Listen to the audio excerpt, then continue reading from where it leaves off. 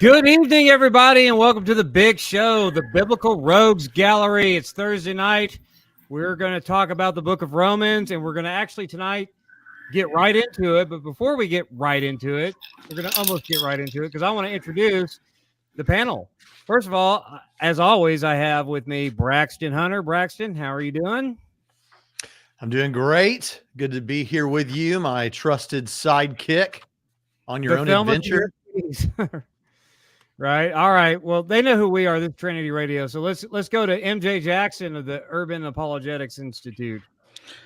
No, it's the Urban Christian Institute. Yeah, that's what I meant. Get it right. Get it right. You should know better. You're supposed to be my friend. Like that's so messed up. MJ, I would have never made this mistake. I would have never let this happen to you. Yeah. See, that's why Nick has replaced you. Just kidding.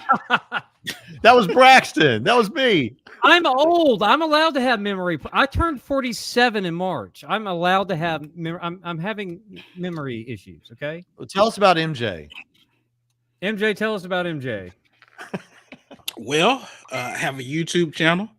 My friend up there in the right corner has helped me build that YouTube channel. So it's kind of like his channel too. I'm gonna start allowing him to run the controls every once in a while. So he's not doing so he can get in on some of the logistics of it. But usually me and Chris Samuel up there in the right, we engage cultural issues, political theology issues regarding the gospel, and we just want to challenge both listeners, believers, and unbelievers on what the gospel is and how it should affect every area of society. And so that's the purpose for the channel. Occasionally, I will choose violence on. Yes, you like to choose violence against Braxton and I, our co-workers, but that's fine. Yes. Oh, absolutely. I do like to hold analytic theologians' feet to the fire, so they say, and just challenge my peers to think more biblically. And one day, I'll be colleagues with some of y'all employees, so we can. It'll be just friendly fire at that point. All right. And next up, we got the New Testament theologist back again, who said, "Oh, I'm not gonna be able to do this," and he's 2 weeks in a row, and he'll be here next week, of course. I'm so pleased. It's called being a parent of a precocious, almost 4-year-old. So, well, Nuts can sit in for you anytime. He probably anytime. He's probably got more to say than you do anyway. Oh yeah, he's reading now. Did you know that? He's reading books. If I picked up this, is he reading? If I picked up this and had to read a sentence, he'd probably be able to read it, minus the German. Nice. But yeah, I am Nick. I'm the New Testament theologist on YouTube. I'm an interim senior pastor at First Baptist Church of Palos Verdes in the greater Los Angeles area, a PhD student at Ridley College in Melbourne, Australia, under a certain Michael Bird, who has seemed to crawled into Pritchett's ear and can't make him stop talking about anything else, which I love. I love the bromance that's blossoming there. Michael Bird loves me. Michael Bird, when I I'm going to text him and ask him if he knows who you are. Let's see. He does, because he got trashed by a master's seminary professor, and I started clowning that professor on Facebook, and he was absolutely over the moon about it, because I wrote a whole little spiel, and it was like one of those Baptist things where it said "I affirm" and "we deny" kind of thing, and the guy said that he was British, and I was like, "I affirm that." Michael Bird. Oh yes, that was. He was at Masters. Now I don't know where he is. I deny that he's British. And anyway, he got a kick out of that. So we've been buddies ever since. But yeah, Will Hess of the Church Split. How you doing? Good, man. How are you? Yeah, old. I know. It's okay. You can't help it. It's part of the gig. Just keep waking up. My name is Will Hess. I'm with the Church Split. We talk about divisive issues in the church. We strive for unity, but we strive for unity via thick skin and intellectual toughness, because we think that in order to find truth, you risk offending people, and that's just the nature of it. So we should be okay with being challenged and to challenge ourselves and to be challenged and to challenge you. So if any of that sounds like something you'd like to discuss as far as theology or apologetics or cultural issues are concerned, feel free to join us at the Church Split. I did recently finish my degree with Trinity, and I'm hoping to pursue further higher education. Although, Nick, my hair is still better than yours. There you go. And tonight we have a special guest with us, which I hope this is the first of many appearances. We have Chris Samuel, the apologist in Detroit. How you doing? Tell everyone who you are. I'm doing well. Thanks for having me. So yeah, I'm the apologist in Detroit. Used to practice classic apologetics. Nowadays, I'm much into like still critical critique for the church and kind of cultivating, theology for practice. That's kind of what I do. So I do a little bit of YouTube with that. Apparently, some of my theological musings caught the attention of Pritchett here, and that's how I ended up. But I'm going to be careful to share and join in you guys' discussion in the text today. And apparently, I just got promoted to first lieutenant, and I might get the seat of the Enterprise real soon. I just found this out like 5 minutes ago. I wanted to say that the best content on MJ's channel is the videos that have you, MJ, and me on them. Not the ones with Nick Quint on them, but the ones that I'm on there talking to you guys. That's the best content. But yeah, since you don't have a channel to subscribe to, everyone go subscribe to MJ's channel, the Urban Christian Institute. Well, I did put actually some links in the description for Chris as well, the ones that I'd seen him share elsewhere, so people can investigate his ministry through those links. I think there's a blog. There is the YouTube channel, though he hasn't posted in a while there, it looks like. And then his Facebook, if you want to follow him there to the extent that he shares ministry stuff there. It looks like he did when I was over there. I want to say something real quick based on what's on the thumbnail, because I think it's a good time to say what this video is a look at the book of Romans. And we're going to walk through the book of Romans with chasing every theological issue that comes up, examining it from all the possible perspectives, and try to really get a deep understanding of the book of Romans. But based on what's on the title and thumb, that wasn't Chris, even though his face is real big on the thumb, bigger than all the rest of us. That's because he's our special guest tonight. He said in the chat, he said, it looks like I'm a special guest or something. Well, you are our special guest. You're special to us. But also, but I wanted people to know that quote that says the title, that's from me, because it's the case that I misunderstood something about a verse in this passage. And in a few moments, as we move through the text, I'm sure we're going to hear a lot more. I know already that we're going to hear a lot more about the verse that I think I didn't fully understand for a long, long time. So I'm just going to go ahead and share real quick a little bit about that to kick us off. Jonathan shared with me a book by David De Silva that I mentioned last week called Honor, Purity, Kinship, or some variation of those terms by David De Silva. Honor, patronage, kinship, and purity. Yeah, that's fine. And I think it's some I always get the variation wrong of the words, but it's about the honor shame culture of the first century world. And when these individuals, these groups functioned in such a way that there were in groups and there were out groups. And so you had shame or honor based on which group you were in from the other perspective. So the Jews were shamed in the eyes of the Greeks, and the Greeks were shamed in the eyes of the Jews. And the Christians found themselves in this situation where, as the in-group, out-group situation was, they were in they were on the outs with these other groups that they've been part of. And now they have a new in-group, and that in-group is one that is shamed in the eyes of the Jews and the Greeks, but it has honor in the eyes of the king. And so to say something like, I am not ashamed of the gospel, though we have all probably drawn some great boldness from that text and a reminder that that's how we should be, it's also the case, and this is what kind of revolutionized the way I think about things when I read the Bible, and what it means for me to say that I'm not ashamed of the gospel. It means that I am fully recognizing and accepting that I will probably receive shame in the eyes of many, many other groups around me.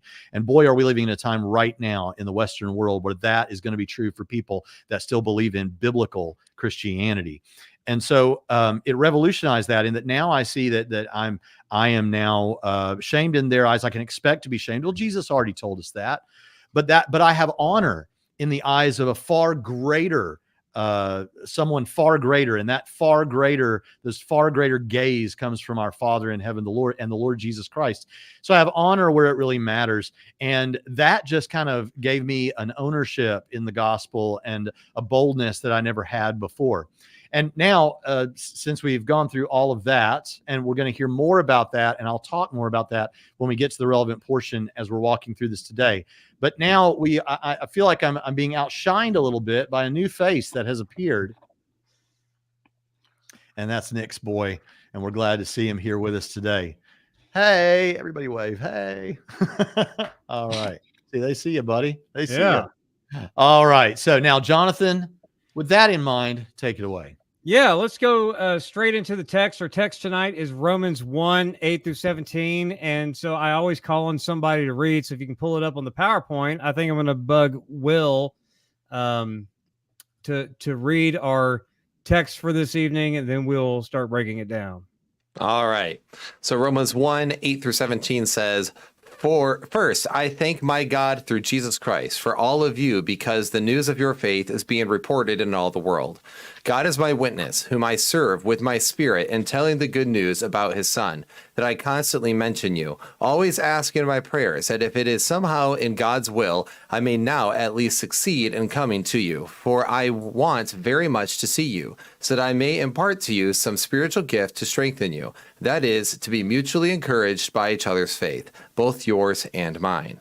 Now, I don't want you to be unaware, brothers and sisters, that I often planned to come to you, but was prevented until now, in order that I might have a fruitful ministry among you, just as I have had among the rest of the Gentiles. I am obligated both to Greeks and barbarians, both to the wise and the foolish. So I am eager to preach the gospel to you also who are in Rome. For I am not ashamed of the gospel, because it is the power of God for salvation to everyone who believes, first to the Jew and also to the Greek. For in the righteousness of God is revealed from faith to faith, just as it is written, the righteous will live by faith." Yes, that is our text. If Braxton, you want to go to the next slide, if you're still around. But before that, I'd like for us to put a poll in there, because last week somebody complained that I put the ESV on the CSB on the PowerPoint. So I want to poll, give them some options. Like first off, got to have the KJV in there just to irritate Will from his fundamentalist background. The ESV, the NASB, or stick with the CSB. So put a poll in there, and we'll do the Elon Musk thing, and I'll abide by the poll and make everyone happy. Just so you're aware, I love the KJV. I just don't like the King James Onlyist. Yeah. So we're aware. Or we could just translate it together. God's original script. My Greek is trash. You don't want me to do that. Real quick, what was the poll? The two versions and the poll, what are you asking again? See, which version should we put on the screen and read from? The CSB, like we have been, the KJV, the ESV, or the NASB? Oh my gosh. Okay. The KJV, the CSB, NASB. That's the one. You don't even have to ask them. Or the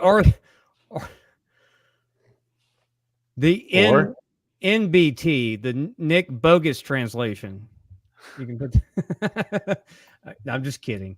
All right. So this section that we just read tonight, if you know anything about where things are in New Testament scholarship, they've kind of recognized patterns in these epistles to where they kind of map on to the rhetorical handbooks in the Greco-Roman world, starting like with Aristotle and then going through people like Socrates and Quintilian and other writers. It was a highly rhetorical culture. And they noticed that once you get past the epistolary prescript, that's these epistles, so to speak, kind of follow these rhetoric conventions. Now, while some people have gone way overboard with that, some people don't give it its due attention. And so a lot of scholars, Craig Keener and others, are kind of landed that it's been overall a net positive to start looking at things like this, though you don't want to get too carried away from it. But people along the lines of Ben Witherington, for example, he would push back and say that when it comes to the conventions of epistolary writing, those conventions came later and consolidated after the first century. So it's best to stick with this. So there's a whole debate around that, but we're going to take kind of, I guess, more or less a mediating position, or at least I am. But I kind of lean towards the fact that they are basically deliberative rhetoric for the most part. Once you get past the epistolary prescript.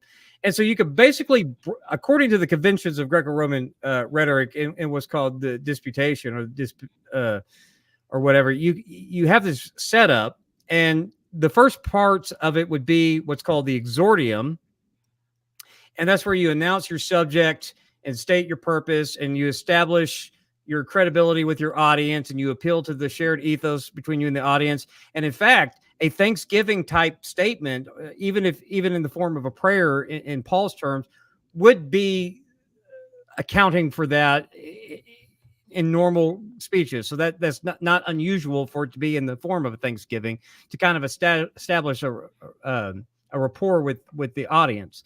Now, the narratio is going to give a narrative account of the subject or subjects that are going to be outlined and argued for subsequent to this introductory portion of the letter. And so if you're trying to find out what the letter of Romans is about, you'll find that some of its subject matter is briefly introduced in the narratio, but the main thesis statement is what's called the propositio, and it's like the summary statement, and traditionally in the format follows the narratio. And that thesis statement, every single argument Paul makes is going to point back to that. And all the arguments are going to center around the things that are kind of headed, giving the audience a heads up in verses 11 through 15. So that's the way that we've split up the text. And so when we start looking at the different sections there, we're going to see how all this plays out. So Nick, if you want to go from there, if you want to add any 2 cents about that, now's your chance before we get into the text. I don't object to any of the rhetorical stuff. I'm a huge fan of what, say, Stanley Stowers, or what ironically they're both Stanleys, Stowers and Porter and have done. Yeah, and Timothy George and others. Mm-hmm. A lot of different people on that. I find it largely fairly helpful as kind of a way of constructing Romans. It doesn't really tell you, it doesn't give you any added meaning theologically, but it does tell you where kind of where the argument kind of is going.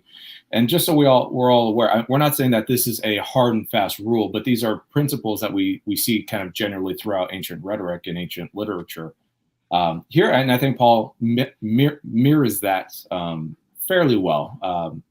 And a lot of these too, there is overlap conceptually, theologically, linguistically, and so forth. But it's just a way. It's not a way of dividing things. It's a way of kind of helping us understand kind of flow and structure versus actually telling you what the text is saying. So I think it's a valuable tool in that sense. But it, like all good things, it has its uses.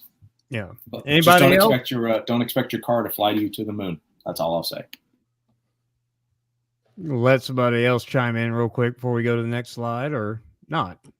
What do y'all make of this rhetorical stuff? I think that it is good to know.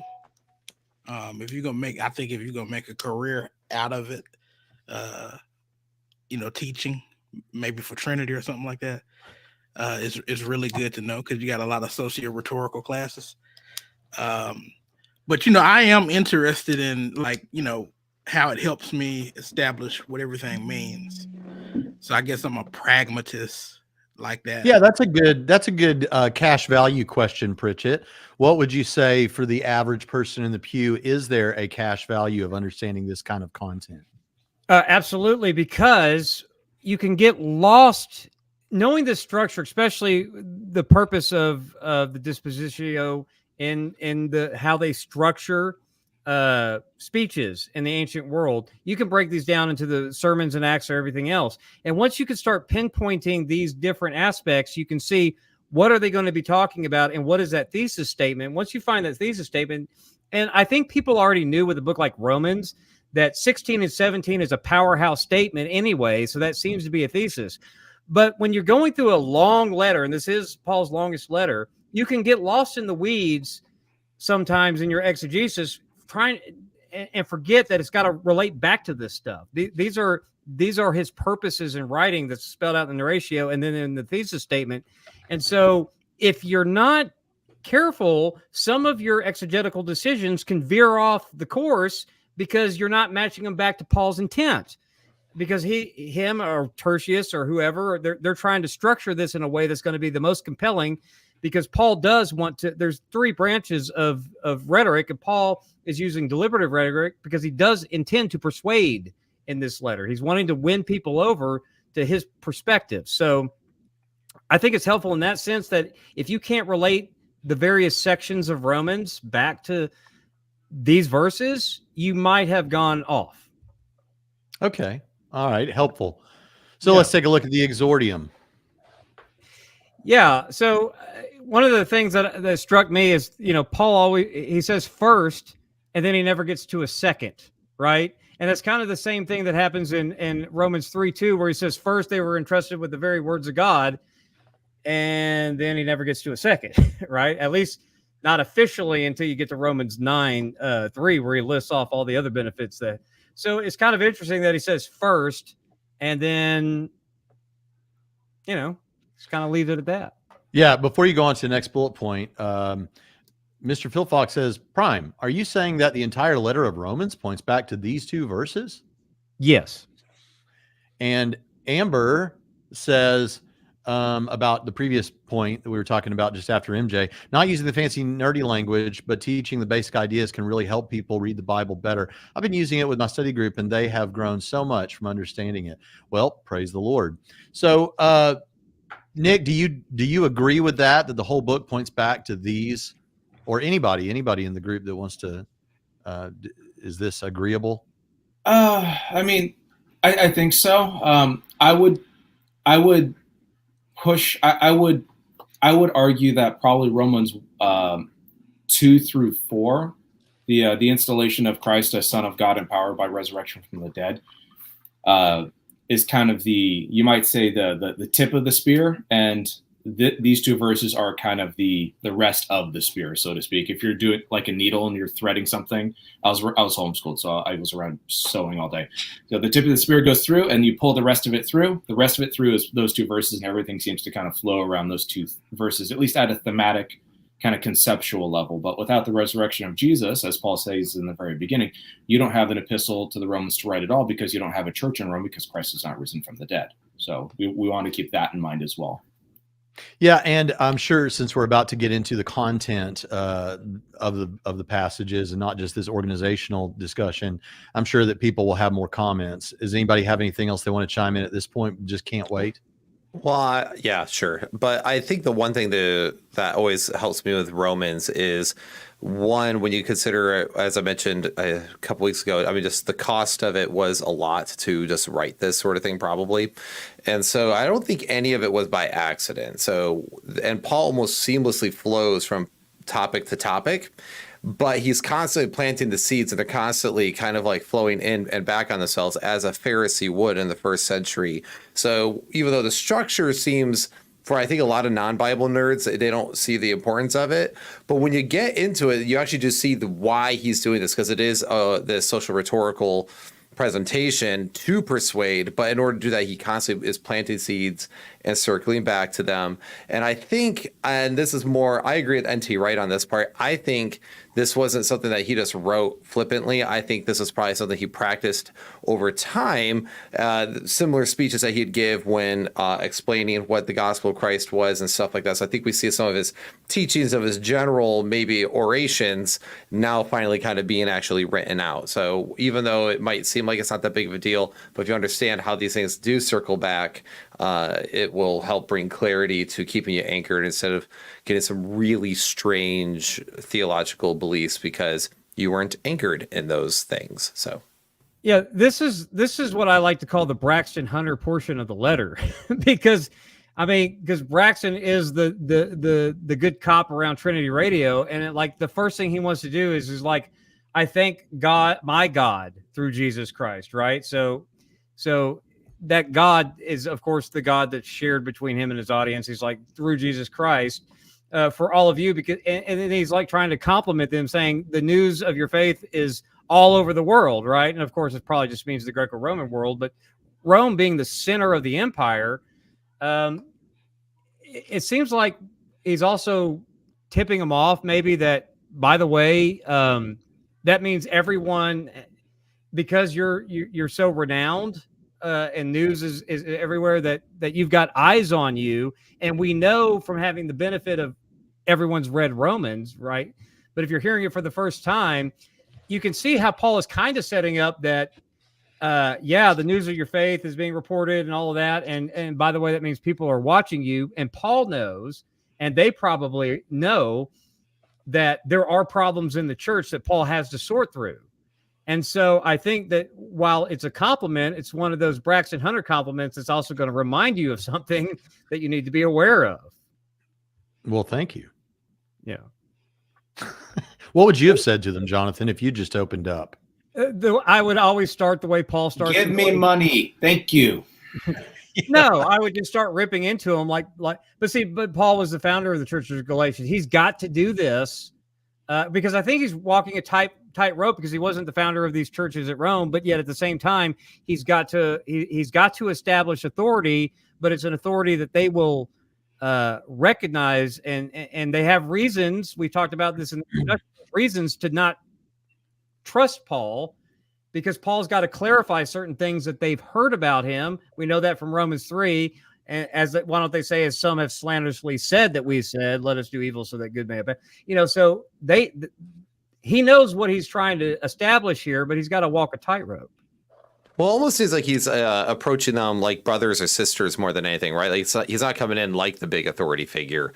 So that's just something. It's kind of funny. His tone is very different in Romans compared to like when he's kicking in the door in Corinthians. Yeah, I mean, this is applicable for pastors especially, and then itinerant speakers. I think everyone on this panel is an itinerant speaker at some point, where you're going into an audience, and whoever your host is, whether it's a host church or whatever, has teed you up that they'll have things that they sometimes come to you say, this needs to be addressed. These people need to hear I know that you talk about this subject. They need to hear this message, and you want them to get the message across, but you know that there's a problem, and or at least the pastor has informed you that they want you to do the pastor's dirty work on some of these issues that they want you to touch upon. And so there's a lesson here about trying to, ingratiate yourself to a audience that doesn't know you, or especially if you have an online presence, they may know you, and some people may have heard things about you going in that they may be uncomfortable with. Oh yeah, and if he's ingratiating himself in Acts chapter 17, I've heard you're very religious. I've observed your objects of your worship. It's not a bad idea to ingratiate yourself to your crowd, unless you think he was being snarky there, which he could have been. Which I think he was being snarky. It was not a compliment, right? I mean, Luke tips us off in that Acts 17 where it says, yeah, the people from Athens, and then every single person that ever goes there, they just want to sit around and talk about something new. Yeah, that's a dig, right? They're taking digs at Athens. But yeah, so they're taking digs. Is that what you said? Yeah, they're getting their little shots in for Theophilus and whoever Praise else. Yeah. Okay. Yeah, he didn't say anything else besides that. Yeah, I'm glad to hear it. Well, I mean, yeah, okay. Yeah, anyway, just move along. Yeah, Nothing moving to see along. Paul calls on God as his witness here. He's done that in other texts that you can see: 2 Corinthians 1:23, Philippians 1:8, 1 Thessalonians 2:5, and that is to testify to his truthfulness, which he has also done. And that's kind of a thing that it doesn't get. You don't have a bigger audience than God, right? You don't have a bigger witness than God. So once you evoke that, and of course in the Greco-Roman world, they probably thought, the gods take it personally if you aren't telling the truth in their name, that you could get smited or whatever. And they probably would, that's kind of the custom there. So, Paul's calling on God as his witness. So he's trying to pick the highest thing that he can and say, this is how dead serious. I mean, we flippantly do that with like honest to God, you know, but I mean, Paul, I think means it, you know? Yeah, that's that. Yeah, it's obvious he's trying to appeal to the highest authority he can because Yeah. he really wants them to believe him.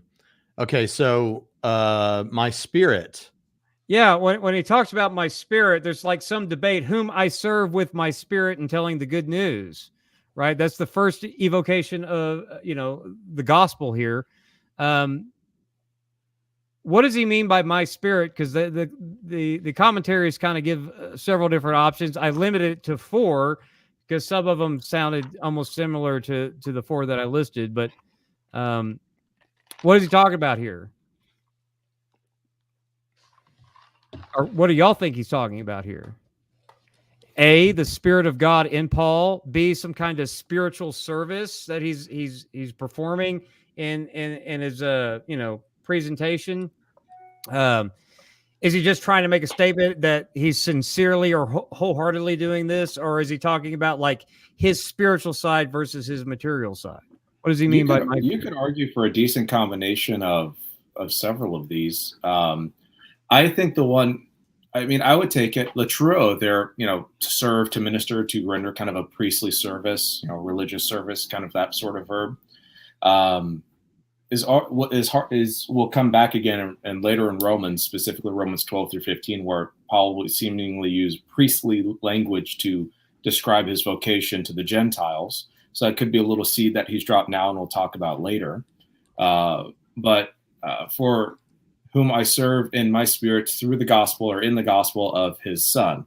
And so my spirit, if it was just spirit, it probably, and it didn't have the pronoun there, the my, you could say it's probably referring to the Holy Spirit or something like that. But the fact that it's my spirit and he does this through the gospel of his son probably suggests that this is probably not a Trinitarian formula. This is probably Paul's referring to the spirit in the sense of having will or agency in terms of actually what he's doing. And the preposition through my spirit makes sense, instrumental, sort of thing. So you would just say he's doing priestly service to God through Jesus Christ, proclaiming the gospel of his son to God. And I whatever combination fits that seems to be what the context is. It doesn't seem to be a reference to the Holy Spirit as it is in Romans 1. Yeah, because 3 and 4. Like in Romans 8, he says the Spirit of God testifies with our spirit, kind of thing. I'm wondering, because like you said, it's plausible that he's talking about. He can refer to the Holy Spirit as mine in the fact that he's indwelt, but I kind of lean away from that too. But I'm not dogmatic. Yeah. Well, and you have to ask how you take the preposition "n," which is notoriously flexible. Is it agent? Is it causal? Is it instrumental or agentival? And here, the fact that it's my spirit probably tilts it away to Paul, unless he's claiming the Holy Spirit for himself, which he could be doing. I wouldn't be surprised. Paul can do whatever he wants. It's his paper to burn. But my sense is, when he says, "I serve in my spirit through the gospel of his son," seems to indicate that it's probably a reference to himself or to his own sort of agency in what God is doing as the one who's set apart by God for the gospel and stuff like that. Yeah. So which of these, it could be a combination. Which do you reject? I would accept my spirit, meaning I think that's my spirit, that is Paul's referring to himself, and a combination of spiritual service. So probably a combination of those two. I mean, you could put sincerely or wholeheartedly underneath within Paul's spirit. He's not doing this insincerely. He's very clear about that. So I think the one I would reject very strongly is the Spirit of God in Paul. I'd probably reject that. It's not implausible, but I would reject spiritual side versus material side. I don't think that's warranted by the context. The text doesn't seem to be asking that sort of question. With spiritual side versus material side, are we saying like he's got the physical effort he's putting out and exerting in the physical world as he's carrying things out, and then also some sort of internal thing, which could refer to the spirituality or the spiritual things that are happening as he's preaching, or just his prayer, or all of the above? Well, it'd be like when you say non-physical things. My soul magnifies the Lord. You know what I mean? Like my soul magnifies the Lord. It's not, you're not making a metaphysical claim. You're making a personal claim. You're making a claim that I am doing something And here, I think it fits very nicely with what was previously mentioned. Just I'm doing this through the gospel, or for the gospel, or by the gospel of his Son, rendering priestly service to the Father, who is my witness. And so it kind of recapitulates a little circle there. That's how I take it. I could be wrong. That's my sense of what the text. Well, one of the reasons why I wanted to highlight this particular thing is because we live in a culture now where people can talk about their spirit, or that they're spiritual, or that they're spiritual and not religious, and this language becomes so slippery because nobody knows what anybody's talking about when they're talking about either my spirit. Are you talking about substance dualism? Are you talking about some mystical thing? Are you talking what do you mean by your? Because especially when it comes to spiritual gift, this language becomes so slippery that we can either just assume we know what he means and gloss over it, or just decide that there's no way to know what he means. And I think things like that, we got to stop ourselves and take a closer look. That's a good point, especially because I hear that I have family members that even say that, right? Like, oh, I'm no longer religious. I'm just a spiritual person now. And every time I'm like, what does that even mean? But I'm with Nick on that one, where I'm like, well, sincerely and wholeheartedly, I can't say is a no, but I don't think that's really what he's getting at. But the spiritual side versus material side, I think I'd strongly reject that, just because I don't think Paul is trying to be a Platonist here. And I don't think he's trying to make it a spiritual versus a physical thing. I don't think that's even remotely in his scope. So I would just strongly reject the spiritual side versus the material side. I'm with Nick on the spirit of God and Paul and service. Yeah, because I don't think he's talking about any sort of dualism here, because of course he is going to get into the difference between the spirit and the flesh, but by flesh he means a particular thing. But that's a million shows from now at the rate we're going when we start getting. He's not talking metaphysics. He's talking about his personal conviction about something that he's currently doing. It's right, his own self. Yeah. And I like the fact that Paul mentions his prayers, right? Because this is, we can say, we get so used to saying, oh, I'll pray for you, and people never pray for each other, even though, or some of our favorite ones is you ask somebody if they can do something and they'll tell you that they'll pray about it, things like that. But here Paul is like always asking him about prayers that if somehow God's will, because, he's tried to get to Rome before, and then he does it. We know from history that he does eventually get there, but not kind of the way that he probably, he gets there under arrest and chains, but but that's, that, and somehow in God's will, that was God's will, how he got to Rome. But, as we're on this issue where we're rejecting option D, Reverend Ron's Revelation Room, wow, that's hard to say, says, I think Paul's often misread as being a dualist. Well, those are the things that we bring to the text, right? Those are our ideas. That's what I'm saying. We can have preconceived notions when we see this language of spirit, just because of the way that our culture has loaded those words. Yeah. Okay. Well, I did want to go ahead and tell you that the poll has ended. What do you think won? Well, you probably all know it's the New American Standard Bible. Okay. Which one was the second? The CSB, and then the KJ. No, it's exactly in the order that they were. No, it's not. I thought that was in the order they were listed, but I can't drop it in like I thought I could. But anyway, I actually pulled it up and voted KJV. So, well, the NASB got 42%, CSB got 34%, KJV got 15%, and Nick's, what is that? Nick's Better Translation or something? Nick's Baptist Translation, that got 7%. So 7% of people know what they're talking about. Okay, cool. That sounds about right for a political discourse. But lastly, Jonathan, Paul prays for them if God wills and he wants to visit them. So I don't guess we really have too much to say about that, do we? Well, I already said what I wanted to say about it, but I don't know if anyone else has anything they want to chew on that.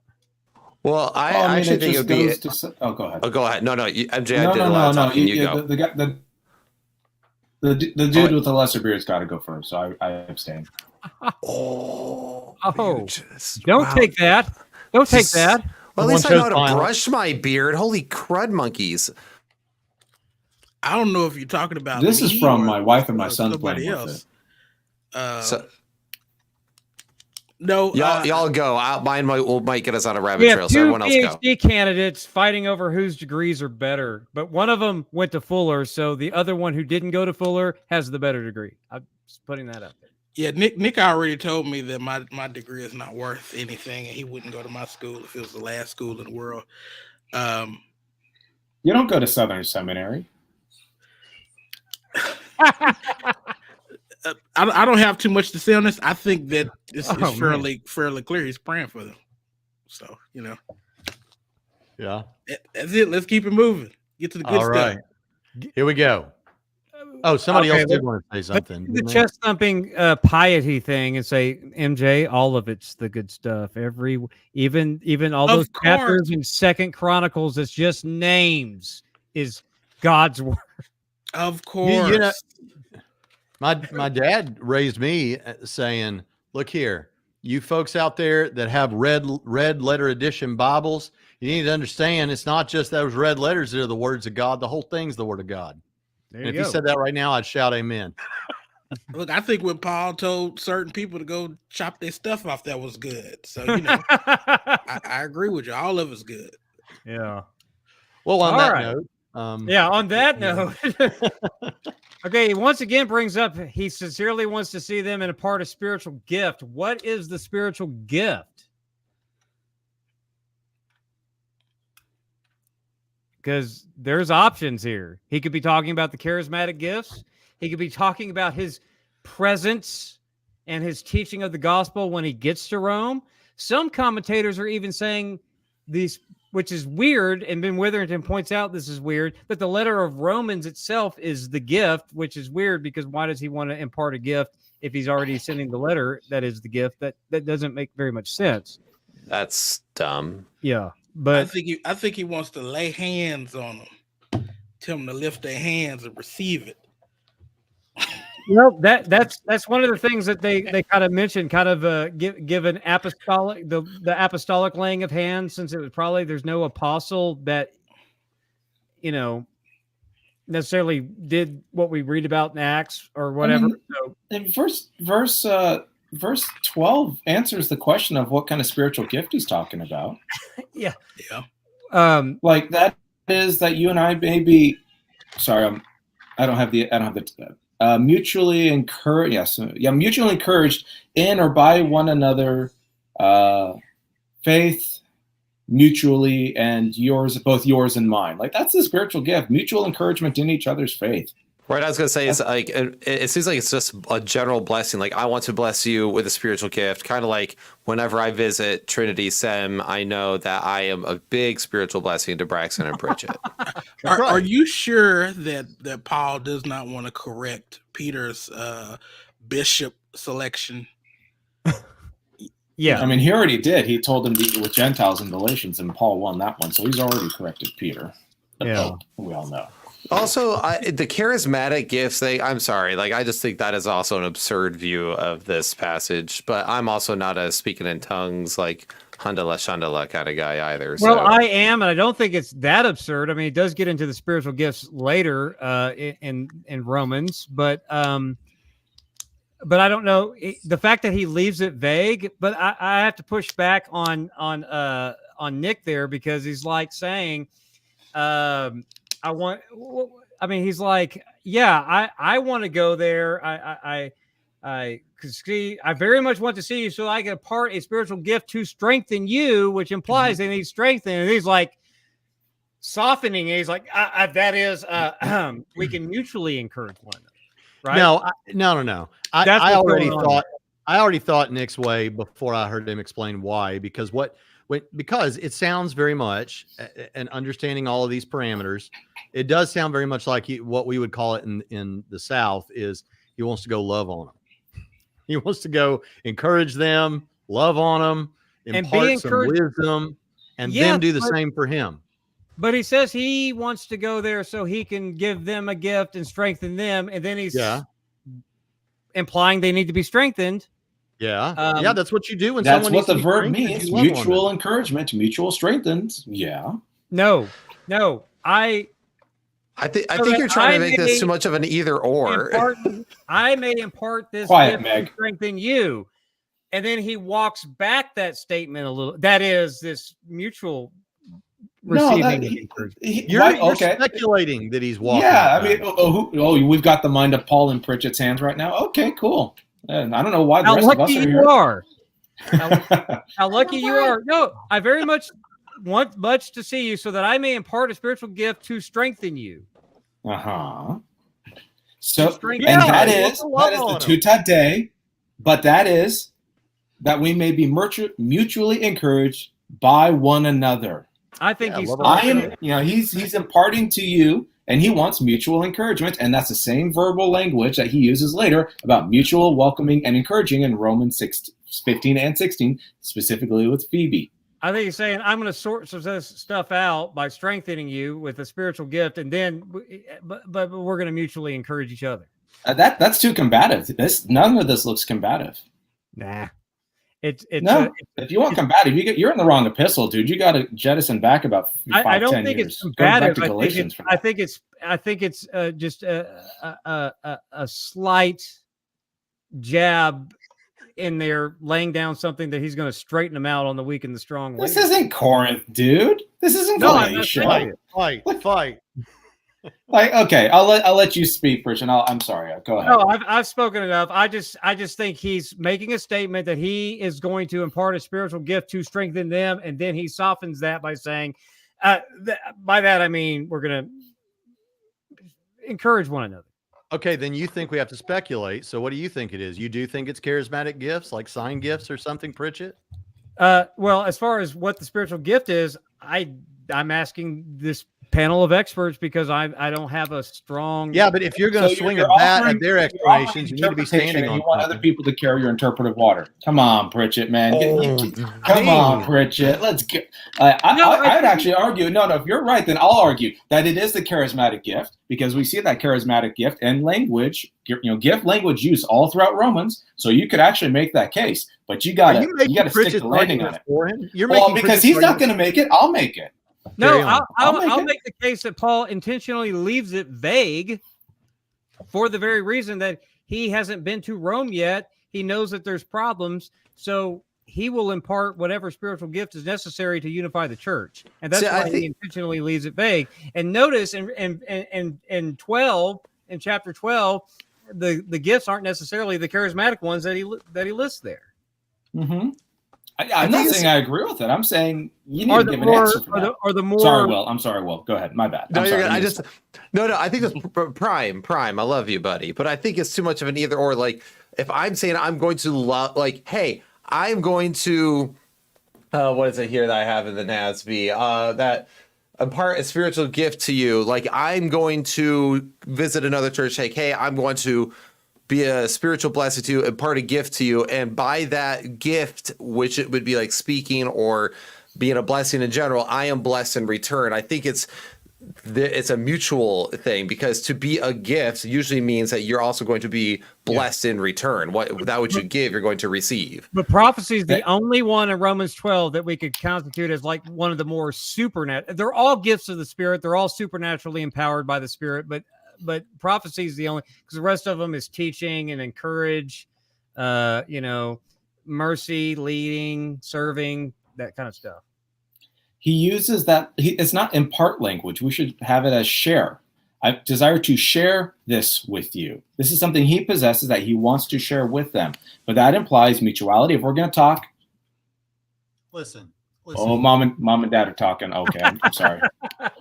I'm sorry. I'm sorry. I wanted to come in here and encourage you because you've been down and you need to be strengthened. And you could even refer to this as some sort of a imparting of a spiritual gift. Mutual encouraging. Okay. Yeah. Okay. That's not mutual encouragement. That's be nice or I'm fired. And then very much Braxton Hunter style, we have this punches that are thrown and then a walk back, which confirms my interpretation. Thank you very much, Braxton Hunter. Oh, there we go. We've confirmed it. Pritchett has the gift of prophecy. And so did Paul, apparently. Yeah. Chris, you've been quiet. The smartest one is quiet. Go ahead and drop some knowledge, Chris. Yeah, even a fool seems wise when he keeps his mouth shut. No, I don't have anything. I mean, I don't have anything. A lot of this is just, speculation. And so like you guys are basically saying some of the stuff that I would have said. So yeah, I really don't have a perception on this one. If anything, I was leaning toward verse 12 being the actual gift, like Nick had mentioned. So that's kind of Pritchett's wrong. Pritchett's wrong. You got to say that, Chris, so that we can all vote against Pritchett here. That's fine. I can take it. I can handle it. Because there's one person out there who's like, yeah, I think Pritchett's right on. Make another poll. If there's a person in the chat, lose every poll on this channel. They hate me. If there's a person in this chat, oh look, Rev Ron says, I think I'm with Pritchett. There we go. One person. All right. The third time Paul mentions him wanting to see them. This ties back to what we talked about in the introduction. Why is he going to Rome? What is he trying to establish? Is this because he's got these plans for Spain and he needs to get them on board with that for logistics and support, which a lot of people take the acquire fruit to mean, as he has elsewhere from Gentiles, as converts. Now that's possible, but would that contradict 15:20 where he says he doesn't want to build on another man's foundation where the gospel's already been preached, and he's talking to Rome where there are Christians? So what do we think about this acquire fruit when that kind of agricultural language has been used for missionary aid? You can see that in Philippians, the fruit abounding to their credit, when he's talking about the gifts that Paul had received from Philippi and to help his mission. So we see that. Is he talking about discipleship? Does he mean to acquire fruit, like further progress them in discipleship and sanctification, like he talks about using that kind of language in Philippians 1:22, or D, all of the above? What do we make of what Paul means by acquire fruit?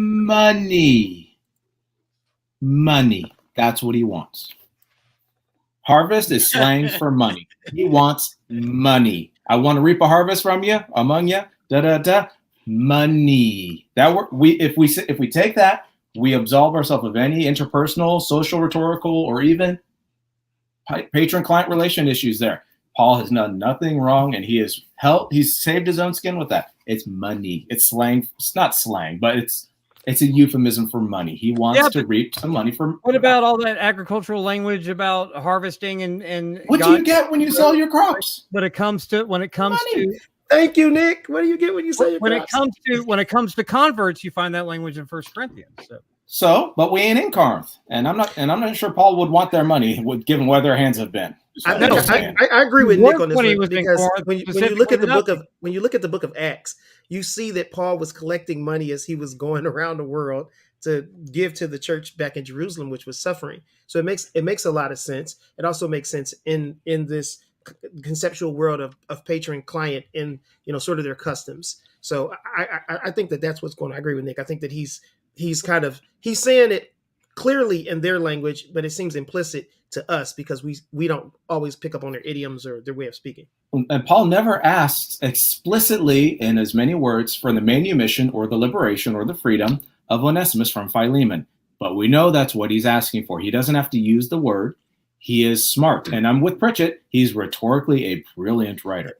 If he just said, give me money, he's going to sound like he's asking for stuff. Anyway, I'm going to stop right now. In honor shame cultures, it sounds like it often sounds like you're speaking roundabout. Like if you think back, like in the Old Testament with what was it, Abraham, when Abraham is brokering the this cave for burial for his wife, right? And he's the guy's like, here, you can have the cave, and he's like, no, I insisted I pay for it. And he's like, no, I insisted you take it. No, well. If you were to take it, what would you charge me for it? I wouldn't charge you anything for it, but if you had this amount of money, and then okay, I agree to that. And so I think that's just the customary way of communicating when you're talking about finances. You don't necessarily speak directly. You speak sort of in this roundabout way, and you honor the person. You don't set this person up so that they can look bad. You say things or ask things in a way to where they can, if necessary, decline and save face because they're an honor shame society. They're an honor shame culture. Yeah.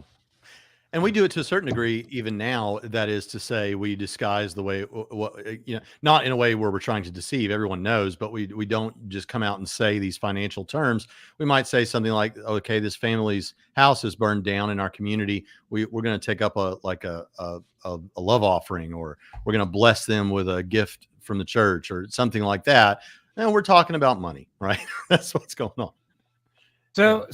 But had we not set all this up, and you were new to this, would you have thought that what he meant was acquire fruit as he has elsewhere among the Gentiles? Would you have thought initially he meant? You mean the plain reading of the text? Is that what you're asking us about? Yeah. Would you have thought he meant acquire fruit as I have from elsewhere among the Gentiles? Yeah. Paul's a orange picker. Yeah. That he would convert. He would want to preach the gospel to convert people to Christianity, as opposed to share his gospel with the churches at Rome to unite them under his banner to help him finance with logistics and all that we talked about in the introduction to Spain. What would you have thought? What verse are we talking about? Go back. Let's see. Is it on? Show me, what verse are we referring to specifically? Now, I don't want you to be unaware, brothers and sisters, that I've often planned to come to see you, but was prevented until now, in order that I might have a fruitful ministry among you. Or literal translation would be like acquire some fruit. 13, verse 13, Braxton. Just as I have among the rest of the Gentiles. And what you know about Paul as the missionary to the Gentiles, would you have not initially thought that he was referring to make some converts? Well, if I read what I just read here, I would take the interpretive position of the translator, not knowing any better. And it says he hopes he has a fruitful ministry. But if we take Nick's position, that's out. I'm with Nick on this. But you would...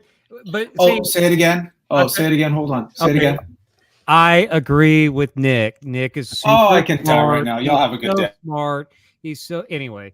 but yeah, I agree with him. But I think a lot of people would think, just from what they know and not thinking about what Paul says later on in Romans 15 about not wanting to proclaim the gospel, that, and knowing that he wants to go to Spain, which he doesn't really mention in the beginning, but he does mention that in chapter 15, that he's really wanting to do, the fruit that he wants to acquire is the resources to help go to Spain, as he has from other churches.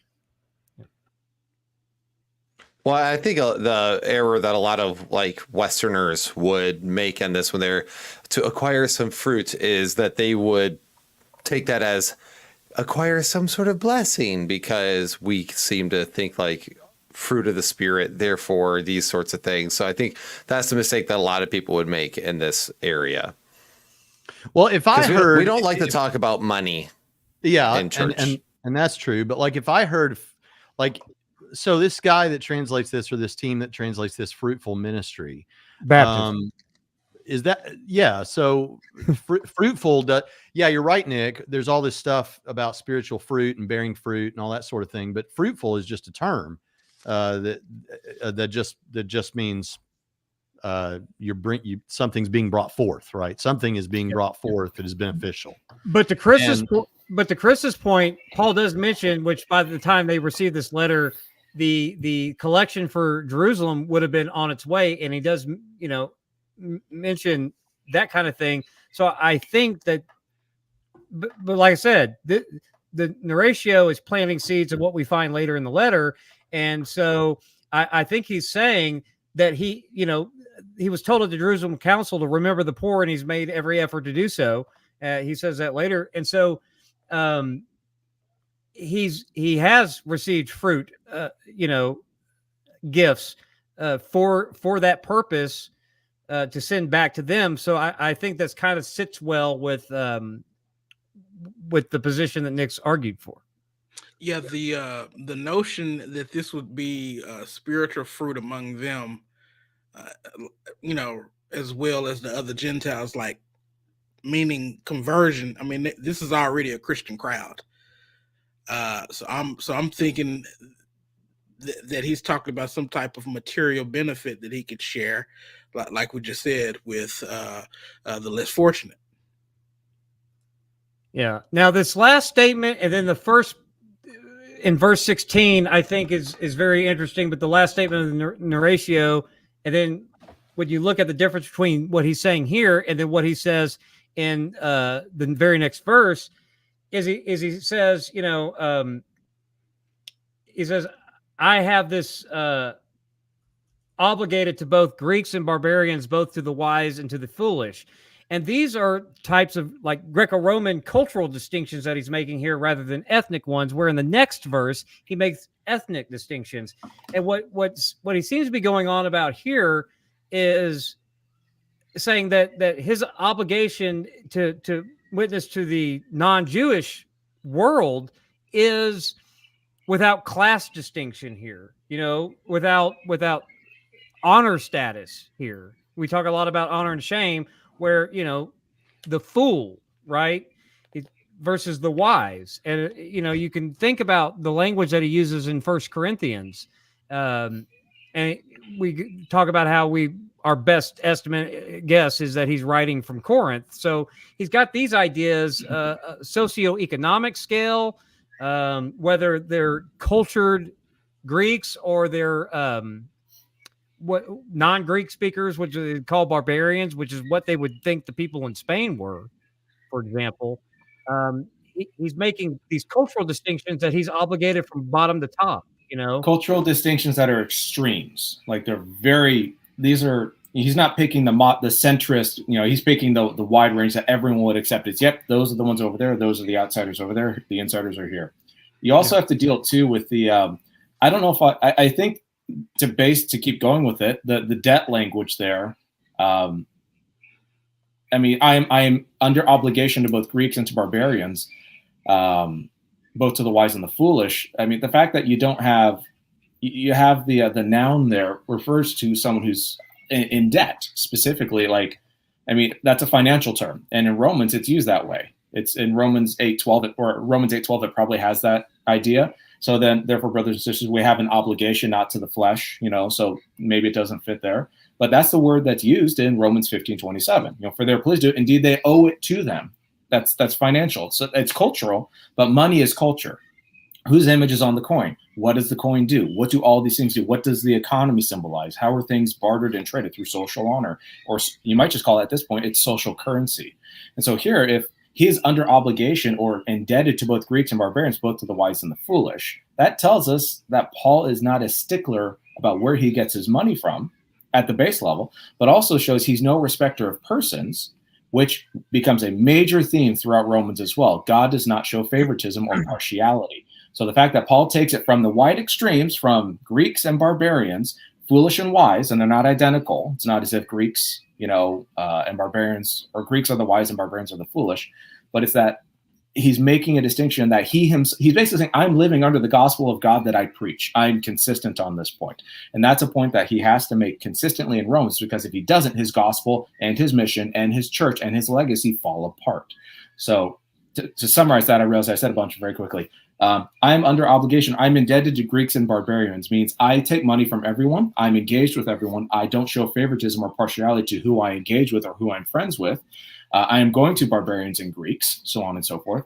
And this is a major theme that God does this too. As a slave of Jesus Christ and the gospel of God, I am consistent on this point, which means I have the right to be a part of you and to ask this of you, although I'm doing so in the socially honored way of doing it. Now, Will, your hands up, I will stop.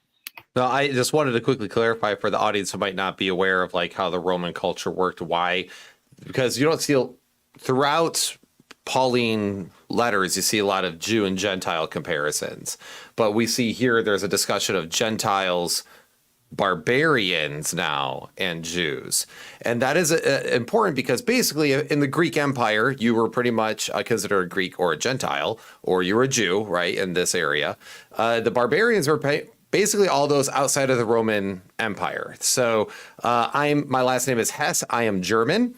My people were the Germanic Hessian psychopaths that, danced naked around fires up north of their wall. My people were the barbarians. So it is funny to kind of realize the fact that he's literally going, even those crazy people that people in our society would really frown upon on both the Jewish side and the Greek side, even those people. The mission of God and the gospel of God and the resurrection of Jesus do not stop in urban centers. They go to the barbarians. They go to those who are most in need of the gospel of God. And that includes sinners.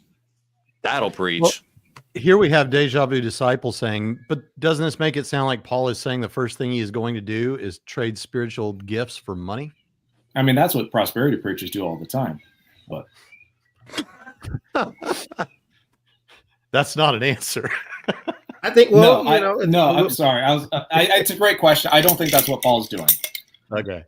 Go ahead, Chris. You're saying something. No, I would say even if Paul was doing that, don't muzzle the ox that, Paul often, quotes this. Paul's got to get paid from the law. Hey, yeah, you got to get paid. So I don't necessarily think, while it may have sort of a poor or even nefarious connotation in our time, it might not have been the case in their time. And that's a Western thing too, Chris. Remember, this is very common in quote developing nations. This is very common. This is how even in an ancient world, everybody's traveling around the world doing something for money.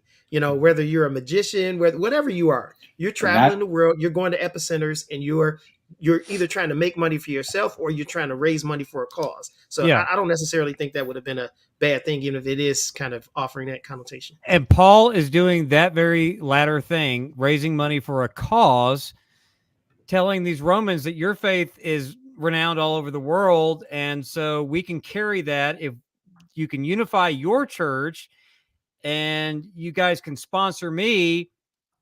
You're going to look at Philippians 4:17, that it's going to overflow to your account because you are helping with this mission. Missionaries raise, outside of the SBC anyway, where they're salaried, missionaries try to raise money so that they can actually go and do the thing, go and do the mission work. And one of the things that the Southern Baptists do is they pay salaries so that they don't have to spend half of their year in churches begging for money to support their ministries. Yeah, my sister and brother-in-law were missionaries to deaf, like those who cannot hear, in England, and that was one of the things that they had to do. Right, they had to keep traveling around church to church to church. Money, please, give me money. That was a thing, and none of us looked at it as nefarious either. This shouldn't be, because you need it to do your mission. Rev Ron says, well, what about Paul's boast about not being paid for the gospel, you guys? Oh, that was particular to Corinth because of the way the patron-client reciprocity system worked. Is if you had a patron, you had to go about promoting their patron's honor, and that's a beholdenness that Paul did not want to have to the people at Corinth when you're about to rip them a new one, which is what he does in 2 letters. And the second letter, he's defending his own ministry and saying it may look like I'm shipwrecked and getting beaten and start riots and all that, but I'm still, this is all honorable, even though you might think that I'm being shamed for it. This is honorable in the service of the gospel of God. So Paul did not want to be beholden to them, but we don't see that in the friendship letter to Philippi, right? We see that he does. I mean, Jesus took money from women. Suzanne and Paul didn't want to bankrupt his churches and make them poor and help them starve. Like he's not going to take money out of the mouths of their mouths. He says that in 2 Corinthians 8. I'm not doing this so that you can have struggle while you meet their needs, but I'm doing this so that there might be equality. Yeah. Oh, watch out with equality. May I make a suggestion? And it's okay to say no. I've got choosing violence. I've got about 15 minutes before I got to bounce, and Jonathan wanted me to talk about the righteousness of God. Yeah, and we're just now to that. Just because I didn't want to be like, all right, see, y'all got to go. Bye. Yeah. Yeah. So now it comes to the big 2 verses in the book of Romans. On the next slide, please. I am not ashamed of the gospel statement, right? And there's a lot of powerful language here. For I'm not ashamed of the gospel because God's power for salvation to everyone who believes. And here he makes the ethnic distinctions, first to the Jew and also to the Greek. For in it, the righteousness of God is revealed from faith to faith, just as is written, the righteous will live by faith, which is an paraphrase. We'll get into that of Habakkuk 2:4. So you've got the gospel, you've got salvation, you've got to everyone who believes, you've got ethnic distinctions, you've got this big, somewhat controversial statement nowadays in the Pauline studies world of Nick, and the righteousness of God. So because you're short on time, we'll get to the other stuff. But we'll go to the second to last bullet point. This is the first mention of God's righteousness that's found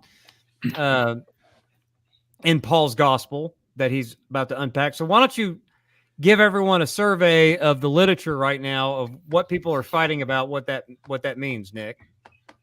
So if you just Google the phrase "the righteousness of God," you will find hundreds of articles, and I did. You will find multiple books, and I did. Charles Lee Irons, Ernst Käsemann has a famous article on it. But there's kind of, I found, and my supervisor helpfully penned this, and it was actually very helpful because I was just going to go on it my own. But he gives he gives 5 kind of standard meanings of the phrase, not what it says, but what it means, because we all know what the righteousness of God says. It says the righteousness of God, but we're not told by Paul specifically what that means or what that looks like. And it's a phrase that's loaded with meaning. So I'll read them out and give kind of a bit of a summary from them, and we'll go from there. So the phrase "the righteousness of God," the first one is called the divine attribute. You would say the righteousness of God has often been regarded as God's own righteousness, while for some this implies too God's demonstration of his righteous character in his judgment, fidelity, and salvation. So righteousness of God is a divine attribute. It is basically what God does. So taking it as a subjective genitive. Then you have the second, which is the divine gift. The predominant Protestant view has regarded the righteousness of God as the gift of righteousness given to the believer. And so it kind of takes the idiom, the righteousness of God, and kind of expands it contextually a little bit, which is, of course, what you want to do contextually. Context determines what words mean. So that's kind of the standard Protestant one. The third is and you'll notice too, just as a caveat, there is overlap in these. It's more a matter of emphasis. What is being emphasized versus what is being excluded. Number 3 is covenant faithfulness. For those who know anything about this sounds an awful lot like a certain Reverend Dr. Nicholas Thomas Wright, but it's actually given to H. Creamer, popularized the view that Paul's righteousness of God equates to God's covenant faithfulness. For Creamer, righteousness in Hebraic thought was a relational concept, not an abstract one, and God's righteousness stood in parallel to God's faithfulness, and you can get that from Philip Zeisler, Jimmy Dunn, and the late Jimmy Dunn and others. So that's number 3. Number 4 is divine saving action. You would have, and this is similar to the covenantal view, but it's focused more on narrative, kind of historical or narrative. So Ropes identifies the righteousness of God against a background of Isaiah. I almost said Isaiah. Forgive me, Lord, and forgive me, Mike. Pertaining to God's vindicating power on behalf of the oppressed, rendering the righteousness of God as a divine attribute displayed in divine power for salvation. Already, you're seeing overlap. It's a matter of emphasis. The fifth one, and that view would be kind of the standard view that seems to be put forth by Roman Catholics like Joseph Fitzmyer, Anglicans like Michael Bird, and who knows what Calvinists like Douglas Moo. Pick whichever one you want. The fifth and final one is called apocalyptic deliverance, a variation of the saving righteousness position, so the previous one, who specify the righteousness of God as denoting an apocalyptic act of deliverance. The righteousness of God is something revealed, verse 17, made known, Romans 3:21, an invasive cosmic act of rectification. You get that from, of course, Leander Keck, Beverly Gaventa, and others. Ernst Käsemann was probably the main proponent, or at least he's the bombshell that caused the map to go, oh, we need to now pay attention to the smoke coming from that. So those are the 5 main views. You can see in New Testament studies, specifically Paul, it's very often a matter of which ones do you like best and which ones fit together. It's kind of like atonement theories. Pick whichever atonement theory you like that fits the biblical data best. Doesn't mean other atonement theories are wrong or even that they're insufficient. It just means they are to be seen in light of this singular idea that can encompass them.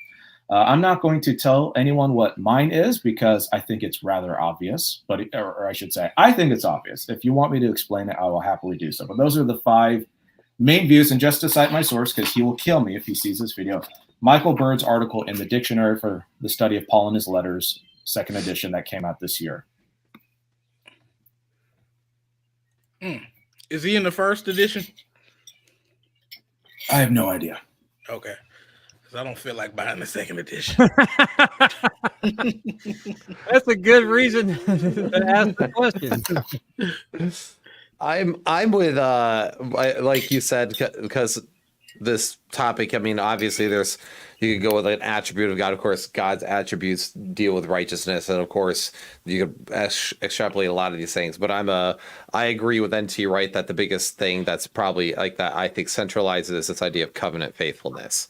But then I think the apocalyptic versions have a lot of stuff. But I already know you're an apocalyptic guy in general, so. But why am I an apocalyptic guy? Is the question. Because it says revealed. Yeah. Yeah, there's that. But here's my view, and I'll say it so I can toss the bombshell and run away and not have to deal with anything like a good interim pastor. I think the 5th view makes sense as the tip of the spear because Romans begins with the assertion of Son of God in power through his resurrection from the dead. So everything that we believe, that Paul believes, or we believe from Paul, is that Paul was an incarnational theologian. Hence to say, the incarnation, the resurrection, the life of Jesus, the Christ event is the singular act of invasion back into the cosmic order. That only is confirmed through resurrection, as Paul makes clear. Resurrected Son of God in power and installed as Son of God in power. Not demonstrated, installed, basically put back to his original proper place as the Lord of the cosmos.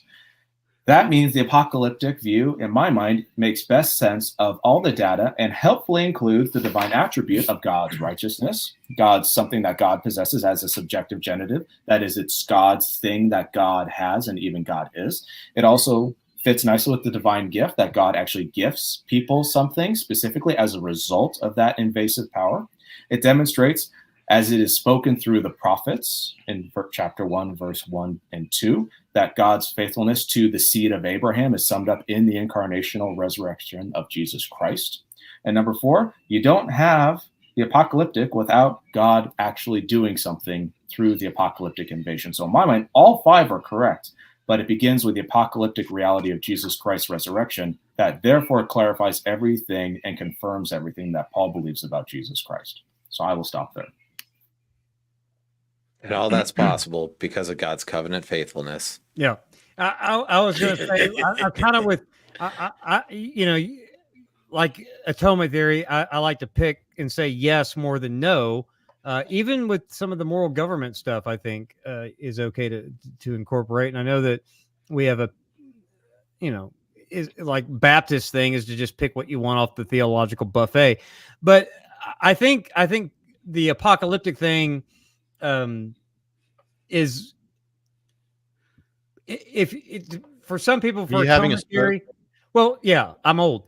For some people, the atonement theory is some people, if you're not Will Hess, are like, yes, some form or Nick Quint for that. Yes, some penal substitution is fine, not necessarily the crazier versions of it, but really Christus Victor's the main thing. I would say it's ransom theory. Don't give me Christus Victor. I'm with ransom theory on that one.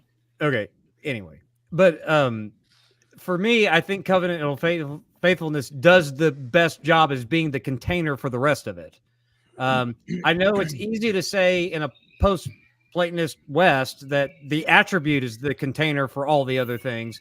But if you look at God always being faithful to his promises as the driving force in the Old Testament, I think that the covenantal faithfulness is the container that we can find the attribute, that we can find God's divine action in the world. But I know Nick's shaking his head, but you had your say. I'm just giving you why I think that. But like I said, I'm not going to die on any of these hills. So. Can I say one thing? Of course. Okay. Of course, I don't necessarily disagree entirely. No Jew in Rome would have objected to any of these 4 views. They would have been like, yeah, but they would have also affirmed God is faithful to his covenants. They would have affirmed God's saving power. They would have affirmed the divine attribute and the divine gift. None of that's controversial. The one sticking point is the resurrection and incarnation and enthronement of Jesus Christ as Messiah over all things.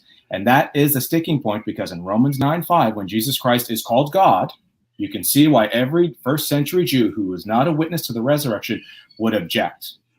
And that is where that's where the rubber meets the road. If Jesus Christ is called God in Romans 9:5, and he's basically the incarnation, he's the apocalyptic deliverer, he's all these things, you don't have any conflict in the Jewish people on that front. You do have it when you have the apocalyptic Jesus Christ at the center of it. So all 4 views are correct underneath the incarnation of Christ, because they wouldn't reject any of these.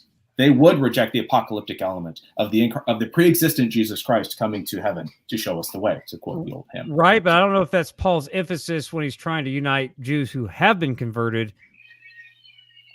with Gentiles who have been converted. I've already said too much. I'll stop. I'm sorry. No, we're here to learn. Well, I'm also sitting here going like, I don't want to put anyway. Okay, fine.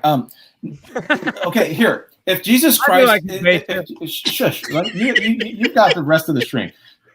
Here's the thing: if Jesus Christ is God, as Romans 9:5 says, and he is installed Son of God in power through the resurrection, and he's the seed of David, and he's the one who's been written about, then all of these are true. But you don't have any of them to talk about if you don't have him resurrected, and that's the apocalyptic motif that gets missed. You can only talk about all these other things in the context of Romans because Jesus Christ is apocalyptically raised from the dead, and Paul would even have anything to talk about. Jews already believed in all these 4 things. They all believe this. This is not controversial. The controversial sticking point is Jesus Christ, because then the question becomes, has God abandoned his people? Has God thrown off this? And Paul's response is, he's a Jew. He's the seed of David. He's all these things. This is the unifier. This is how it all comes back together. It's all Christotelic. And when we kind of shut... I'm sorry? That's the crux. Yeah, and that's the issue. If Jesus Christ is not raised from the dead and throned as Son of God in power, in an invasive power, as the apocalyptic school says, then all the rest of these are irrelevant. But if he is, then all of them make sense. But that's the thing. They all make sense only that, and it explains why there's such racial conflict and ethnic conflict between Jews and Gentiles. It makes sense why the Jewish people, there's that stumbling block motif, there's all these issues. And it's why Paul goes on that long tirade in Romans 9-11, putting Jesus Christ at the center of all of it. They belong, the oracles, the covenants, the promises, and all this. And Jesus Christ is Lord, is God over all things. God forever be praised, right? Without that, then none of Romans makes sense. Because then we're fighting about piecemeal things. If Jesus Christ is apocalyptically raised from the dead, as the apocalypticists are correct on, then everything else in Romans 9-11 and 12-15 makes sense. And that is where the rubber meets the road, because Jews did not accept Jesus as Messiah. And Paul is beginning with the assertion of the resurrection of Messiah as enthroned king offends Jews and it offends Gentiles. And that is why he has to explain to the people in Romans 9, 10, and 11 why God has not severed his people off. That's an argument about theodicy at its heart. And race and ethnicity, culture, social honor, all play a factor in that. And that's my ultimate point why 5 is the most important, but cannot exclude the others. So I'll stop right now because I got to run. Chris, I can see your wheels spinning over there. You good? Oh yeah, I'm good. No, I had some other comments, but it wasn't related to this act. It was related to these verses, but not related to the point that we're actually discussing right now. And I thought it was interesting. I thought like 3, 4, and 5 sort of resonated with me. You know, I'm a big, heavily influenced by N.T. Wright. So, you know, of course, the faithfulness of God, you know, resonates with me.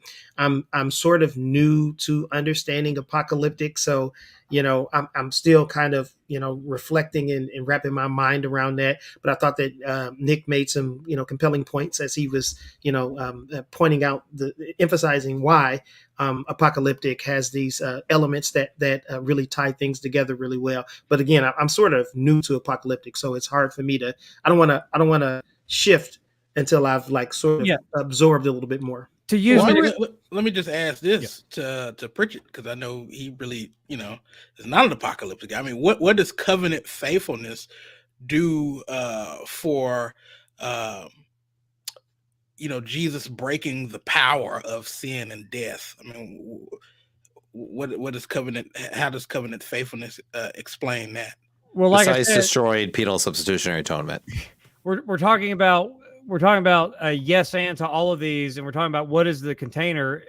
Nick argues persuasively, and he's not here to defend himself, which we may want to hash this out, because I can be convinced that my container, because he wants covenant faithfulness too. But I think, taking a canonical approach to the righteousness of God and taking on board all of the Old Testament stuff, we do have the promise of a new covenant that God is also going to be faithful to. And how does he do that? He does that through the revelation of Jesus Christ and the raising him from the dead. Let me reframe.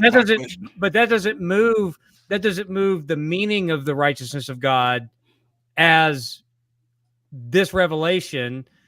But it could. I could be persuaded that that's what was meant all along, as progressive revelation unfolded. I'm not there yet, but I see that's why I'm saying I agree with Nick. Nick's view of the apocalyptic view of the righteousness of God belongs in the container. I just don't think it's the container yet. But I could be convinced, because what does Paul say here? I mean, Nick has a strong case, I think, because Paul does say, I'm not ashamed of the gospel, because it is God's power of salvation. For in it, i.e., this gospel of the Davidic Messiah who died and rose again, for in it, the righteousness of God is revealed from faith to faith. So, I think the case is there. But like Chris, I want to, before I just rearrange the deck chairs on this Titanic of what is the Titanic and what are deck chairs on it, for these other views, the attribute view and all of that. I just want to get some clarity in my head on this, because we can just gloss over this phrase and not understand all the various arguments for the different positions. And I've done a lot of that before I started reading a lot of New Testament scholarship. And now I want to get all this stuff sorted, and we never stop learning. And I'm not a Pauline guy. So it's I want to hear it, and I'm open to it. So, well, and in my mind as well, a lot of times in the Old Testament, right, God's righteousness was always kind of playing at or pointing toward the covenant or the covenant faithfulness. So that's why I've always taken the covenant. Now, I like apocalyptic stuff. I think there's a lot of great imagery there, and I don't think that's anything we should discount or throw out, because I think it's pulling on extremely important themes, which is why I think that Nick is making very compelling points, because I agree that the resurrection of the Son of God is absolutely the crux of, really is, you could say, the spear point of course, the entire gospel message. But I think righteousness of God being his covenant faithfulness makes the most sense, as Christ is the fulfillment of all these different covenants. And it's all culminated in Christ as that. And as he's talking to Jewish believers also in Rome, it would make sense that he's connecting it to the covenants of old and bringing it here, going, all those covenants that you've been holding on to, this is not throwing those out. This is actually the fulfillment of them. And so that's my mind here, but I'm willing to be convinced any direction, but that's just my general perspective. So you just brought up, when I asked the question, how does it explains the dethroning of sin and death, you brought up substitutionary atonement. Okay, substitutionary atonement deals with the individual sinner being made right with God. But I guess my question is, what about these rogue powers, these competing sovereignties? What is substitutionary atonement within a covenant faithfulness framework? Because these rogue powers are not necessarily even mentioned in the Old Testament. Satan is barely mentioned in the Old Testament. I'm maybe I should clarify. I am not a penal substitutionary atonement guy. Chris is Victor usually for all day long. I actually working on finishing a book on the atonement. And we'll save this fight for. No, it's not a fight. It's just a question about explanatory scope and power. Really. Yeah, but I don't take a PSA view that is individualistic. I take a positional view of PSA, and I don't take it that it was wrath poured out on Jesus. I take the lesser God poured out his wrath and sin in the flesh of Jesus. So. And we can hash all that out when we get to Romans 3. Did you just say that last thing again? Well, I say what Paul says. The lesser God. God condemned sin in the flesh of Jesus, which is not the same thing as God condemned Jesus. So I just it's Pauline language. But my understanding of PSA, penal substitutionary atonement, is not a one-to-one correspondence. It is a position for everyone who believes in the gospel. They are positioned as covered. By the Matthews used to talking to Calvinists. Huh? Matthews used to arguing with Calvinists. Yeah. Beating them up. Yeah. So let's go on. I think that covers that, and we're all kind of open to various things. But, this is the last slide, just so everyone knows. No, the second to last slide. Go to the second to last slide. We'll unpack Habakkuk 2:4. That had to get its own slide. But, the I'm not ashamed of the gospel is the reverse way to say he doesn't say I'm super honored by the gospel, right? This is honor shame language. He takes the negative way of saying it. He says, I am not ashamed of the gospel. And so this is kind of, it's a way of saying it without saying it, right? He's saying he's not ashamed is a way of saying he's honored, but he doesn't say it the more honored way. He's saying he's not ashamed. And some people see this as an echo of the Jesus tradition, where those verses, if anyone, Mark 8:38, and it's parallel in Luke 9, if anyone is ashamed of me, right, and my words in this adulterous and sinful generation, the Son of Man will be ashamed of them. So this kind of echoes that Jesus tradition. Yes, the Gospels come later, but we know that Paul, like in 1 Corinthians, talking about the Lord's Supper and all of that, he draws on these Jesus traditions that were later written down.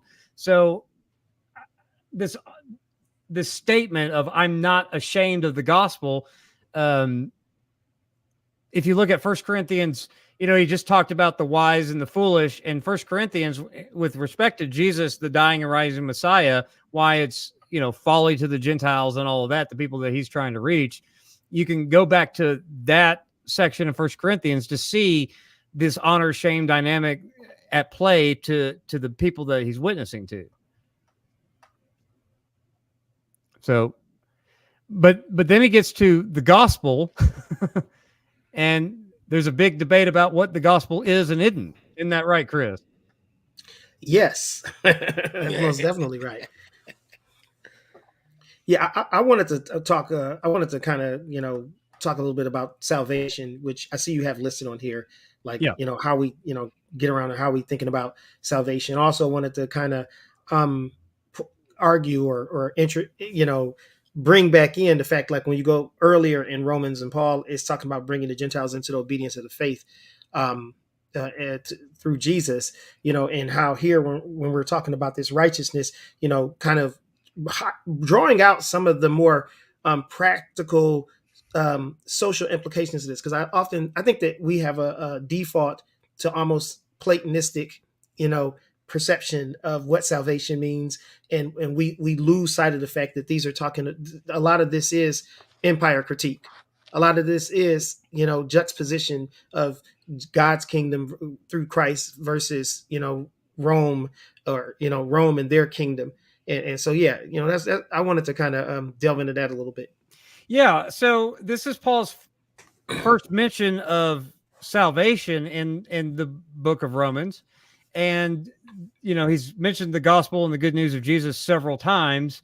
But a lot of kind of post-Lutheran readings of this is the gospel is really not so much what Jesus said in the gospels, but it's really what Paul says in Romans Right. read a particular way through what I would take to be Luther's existential crisis of how can me, a poor sinner, find, justification. Yeah. And so they think that is the gospel. And then everything that Jesus did was and said prior. I mean, if you read Mark, the first thing out of Jesus' mouth is repent and believe the gospel. Right. There is a gospel. There's a message. And unless you're like one of those hyper dispensationalists to say that Jesus's message was not the same as Paul's, and Jesus had one, which I don't think anyone here is a dispensationalist, or at least a hyper dispensationalist. I think there's one message that Jesus gave to the Jews, they rejected it, so now Paul's plan B kind of thing. Yeah. So I know that's a caricature. I hear the dispensationalists. I know, but still, I'm just. Caricatures exist for a reason. But a lot of times we think that salvation purely means eventual eschatological deliverance, right? Mm-hmm. At death. Unless you're here at the parousia, salvation is what happens, ultimately when you die. I don't think Paul means less than that, but I do think Paul means a lot more than that. More than that, exactly. Yeah. So, yeah, I think we have a truncated. I think that there's a unfortunate tradition of a very this very truncated notion of salvation, which is exactly what Pritchett was just mentioning, like this eschatological, final reconciliation of things versus. I think that salvation has a much more robust implication to it, and it's also much more imminent.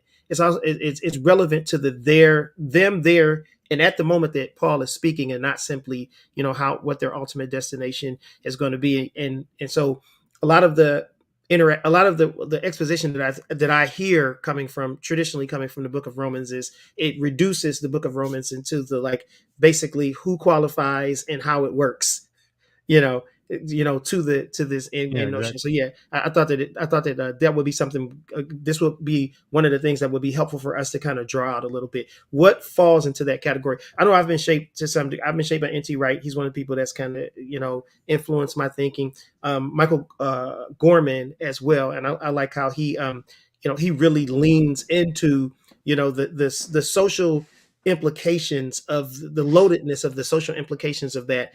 And so and that that's too much to mention, but it would be what we care. It's just like us in our world today. We care about politics because we care about our experience, and to some degree we might care about the experience of other people, and we want a good experience. Yeah, and so I think the salvation is basically the things that you care about in life, the things that truly matter in life, what kind of economic, access and experiences are you having? What type of access to welfare, not in the sense of, state welfare, but in the sense of you actually flourishing and such, so when I'm thinking of salvation, I think flourishing. So go ahead.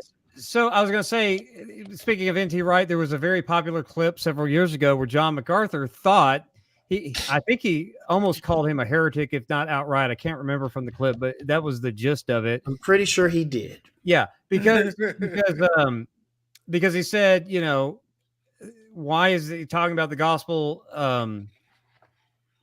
as all of this other stuff instead of the main thing about eschatological deliverance? Why that's kind of where he was going with that, and why is N.T. Wright bringing up all this other stuff? And yeah, I want to throw it. Go ahead, Pritchett. And what he did was, and I thought it was, he quoted it and didn't get it because he went to, N.T. Wright's so wrong because remember, Paul said in 1 Corinthians 15, now I want to remind you, brothers, of the gospel I preached to you, which you received, in which you stand, and by which you are being saved. See, the gospel is about how to get saved. And I said, no, Paul said, and I was thinking to myself, you just read it. The gospel is the thing, and then it is the thing by which you are saved. But being saved is not the gospel, right? The gospel is that by which you are saved, exactly as Paul said. You just read it. It's right in front of you, John MacArthur. Yeah. The gospel is about this big picture of King Jesus and everything that Jesus wants to inbreak his kingdom into this world. And it is getting wrapped up in that kingdom is by which you are saved. The gospel is the power unto salvation. It is not a plan of how you get salvation. That's what happens when other people write your books. Oof. Now, no, also like MacArthur, the way I also just realized that I think MacArthur can't read very well, because in what he also said regarding N.T. Wright that he has no idea what N.T. Wright's even talking about. He can't even understand a word that he's reading. So I just think MacArthur has the reading comprehension of a second grader, but that's neither here nor there. Well, I wanted to say real quick that we actually have a professor here at Trinity, a visiting professor, Steve Gregg, who some of you may know, who has a book on this subject that I think that is somewhat in line with Chris's views here. Not that I want to saddle him with everything that Steve said if he hasn't read it, but this is a 2-volume work, Empire of the Risen Sun, and what we've been describing here is in large part the substance of the book. And so the gospel is more than just First Corinthians 15's first few, the 3 and following, the death, burial, and resurrection. It's more than just this or that. There's more to it. And a good book like this one and the kind of topics that Chris was discussing help to draw out how that looks and how, and this book is pretty good. It almost becomes a systematic theology, but with the kingdom in mind, going through the different aspects of theology and how the kingdom paradigm makes sense of those coming through in the Gospels. So I just wanted to mention that since we did have it here. Yeah, and to pick up on what you said about 1 Corinthians 3:15, like I said, the gospel is that by which we're saved, as opposed to here's a plan to save people. The gospel of the kingdom is that which you get up in. And when Paul says of first import in 1 Corinthians, number one, that doesn't mean of only importance, but second, if you just say that Christ died and was buried and was raised, you leave out key phrases that Paul puts in there, which is in accordance with the scriptures. In accordance with the scriptures. And what that means in accordance with the scriptures is the full sweep of the scriptures that testify that Jesus recapitulates as the true Israel, the long story of Israel where Jesus succeeds, where Israel failed to honor the covenant. Jesus takes that on himself. And we'll get into more of that in Romans 5. But so you may think death, burial, resurrection, and leave out the in accordance with the scriptures, that's the only thing that is of importance. But why is Jesus's death, burial, resurrection important? Because it's in accordance with the scriptures. And the only way his death, burial, and resurrection matters is that the scriptures testified to him, right? Paul says that in this letter in chapter 3, testified by the law and the prophets that Jesus's life had to be such that his death, resurrection, and death, burial, and resurrection can be that by which all of this is possible. So, and Chris wasn't here when we covered all this. And if anybody wasn't here when we covered all this a few weeks ago, I think that we get a pretty good idea of what the gospel is when we just work our way through Paul's opening. So, Paul opens up. He says, Paul, a servant of Jesus Christ, called to be an apostle, set apart for the gospel of God. Verse 2, which he promised beforehand through his prophets in the Holy Scriptures. So the gospel was promised beforehand by the prophets in the Holy Scriptures. He's talking about the Old Testament. We keep reading. We get down to the verse 9. God is my witness, whom I serve with my spirit, in telling the good news about his son. Good news is about his son. And then, of course, we come to verse 16, where he says, I'm not ashamed of the gospel because it is the power of God for salvation to everyone first, to the Jew and also to the Greek. For in it, the righteousness of God is revealed. So the gospel, like I said, was something testified in the Old Testament by the prophets. It's about Jesus, and it's also a force. It's also the power in which God reveals his justice. And so I think that Paul has defined and is continuing to define the gospel, and nowhere do we see the gospel in any of these reduced down or truncated down to simply justification by faith. I think when we get into the discussion of justification by faith, there's a lot to unpack there. I don't want to jump ahead, but but justification by faith is really the man is justified, the one who has faith, whether you're Jew or Greek. That's what Paul's going on about in Romans 3, and so that's the big unifier, right? Yeah. But the good news is not that you're justified by faith alone. The good news is that King Jesus has arrived, and he's in breaking and defeating the cosmic powers, and that he's gathering up the people who go and proclaim the message to participate in this kingdom. And of course, I know you weren't here last week when we went on a whole thing about the obedience of faith and what that means, but Chris, I know you want to kind of unpack that a little bit tonight, because that plays into the statements that follow. And in fact, he goes back to this in Romans 15. So they hang, the book of Romans hangs between this phrase, obedience of faith. Exactly. And what I see in that is the inference of participation.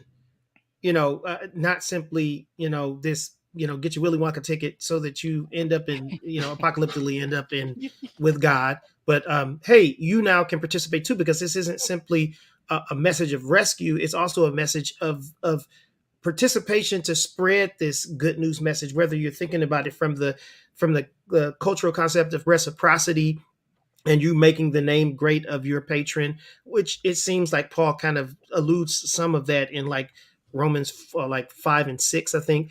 Or it's traditionally what the Jews were supposed to be doing as representatives of Yahweh's on earth, this nation of priests. There was this community of people that constituted God's presence on this earth through the way that they live, righteousness. And Paul is saying something to some degree, something controversial, because now people who previously would have had to convert to Judaism in order for them to participate in this covenant community of people, they're now being allowed to come in and become covenant members without the traditional covenantal signs of circumcision or dietary or these other elements, feast of festivals that would traditionally have been prerequisites for them to participate in this covenantal community, which was a community that experienced God's flourishing. God gave them the power to get wealth traditionally when they were in the land. They were this land flowing with milk and honey that he gave them. So yeah, there's a lot of social, practical, real world implications embedded in all of this. And Paul isn't lost on it. Paul is speaking in light of those things. So yeah, when he's talking about bringing people into obedience to the gospel, he's saying something, I think, very dynamic. Amen. So one last little point on this section, and then we'll go to the last slide, and we'll go through that real quick, just lay it out. What do y'all think he means by faith? From faith to faith, the righteousness of God is revealed from faith to faith. Some of the options are from the Jewish faith, as in like the religion, the pattern of religion, to the Christian faith. Some people say from faith to faith is a way of emphasizing by faith alone. It's just from faith to faith, it's start to finish faith. Talking about your subjective faith. Some people say, well, it's God or Christ's faithfulness from start to finish. And then the final option would be Paul means from faith to faith, meaning God or Christ's faithfulness to the believer's faithfulness, tying back to everyone who believes. And that's what he meant. The righteousness of God revealed from faith, from his faithfulness to those who believe their faithfulness. Which one of those four options are you guys mostly on board with? Well, do you want to explain more background for this? Because I mean, B, of course, is kind of that into that wheelhouse of Lutheran tradition of Paul is emphasizing faith. Paul is pulling from what, Habakkuk, is it? Well, that's the very next verse where there's a lot of little sticky stuff that our audience might be interested in that we want to get into. But it plays into the question of faith or faithfulness, right? Right, but it's from faith to faith, right? So what is Paul meaning there? And I'm thinking I lean towards the D option. Yeah. Well, that's the one I told you before the show tonight that I also think is correct. Yeah. I like C and D, but you know, I was literally like, I'm somewhere between C and D, so I'm glad I'm not the only one. Yeah. Yeah.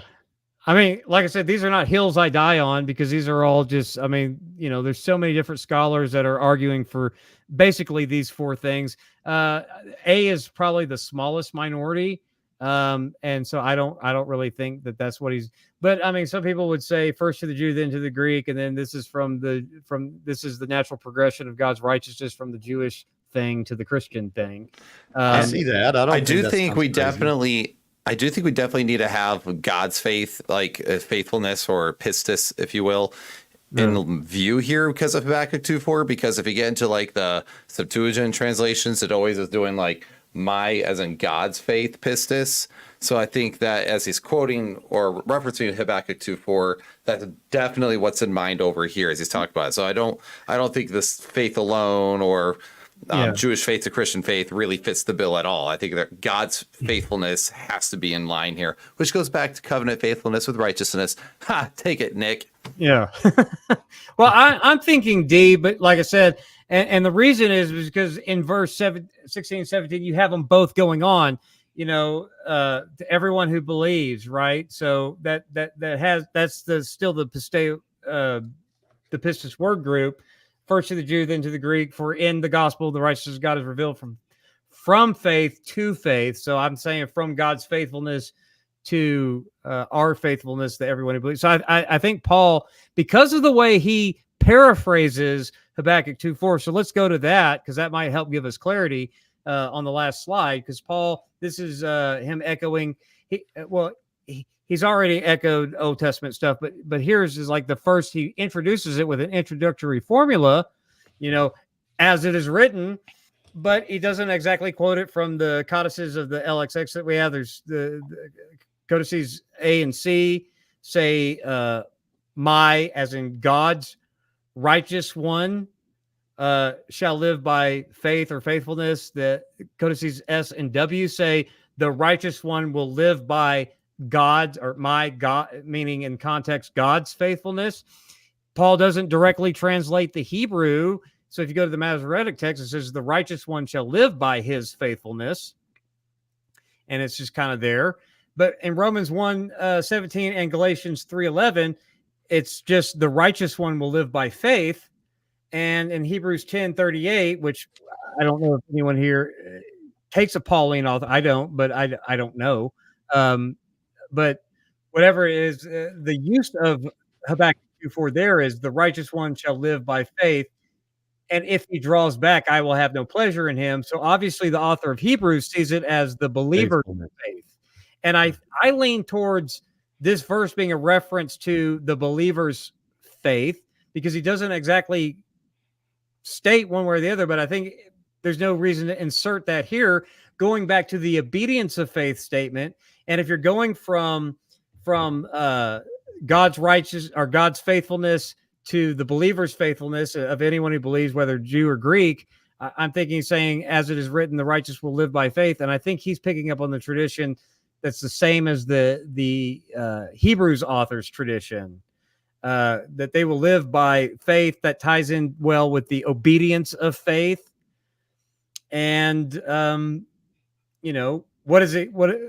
Not only whose faith are we talking about, but also the question of what is meant by live here and what is meant by righteous one. If it's talking about the believer, is that a merely forensic declaration of righteousness? Is it the imputation of the alien righteousness of Christ to the believer? Is it the Catholic view of an infusion of an actual righteousness? Is it a transformative sort of righteousness, or is it some combination, or how do we all unpack all that in the last few minutes that we have in the show? I think transformative. It's going to depend on your whether your new perspective on Paul, right? Yeah. I'll say I just don't take an imputation approach. I think it's mostly transformative. Yeah, I would say a combination of incorporated righteousness and transformative. God's righteousness, I already know preachers will get pissed if somebody says that God has to do in order to be. I'm not saying that he has to do in order to be. What I'm saying is I believe that Paul is making the argument that God is demonstrating who he is, and his righteousness is not some static state, or some abstraction. God's righteousness, which the Old Testament would also pair in a Henditus with his justice, is him making things right, him setting things right, including people, the believers, but also all of creation. Yeah, I think definitely forensic. I do think it's a declaration, but I shy away from the imputation thing. I'm not on board with that because I don't necessarily think that it's a substance. Righteousness is a goo in which you are infused with. I think when God declares you to be a thing, you are that thing. And so that's why Paul can say, use the members of your bodies as weapons for righteousness, right? So justice. Get to that in chapter 6. So I think a combination of the declaration, but I do think, and I think Michael Bird is absolutely right on this when he pushes back against Michael Horton on the idea that it's purely forensic, because Paul does speak of righteousness in a transformative sort of way, that this righteousness does something to you. And so when God declares you to be the thing, that you're in the right, that you're, or if you want to see it as an acquittal, fine, not guilty, whatever. But when God declares you to be a thing, you are in the already not yet worldview of Paul, you are becoming that thing. If we're not going to say you are already without the not yet. So, and there is sanctification, to use that language, transformative language associated with righteousness, that I think that those two for me sit together the both as a combination of is a declaration, but the declaration does something to you. It's transformative. I agree with Pritchett. I think that's right.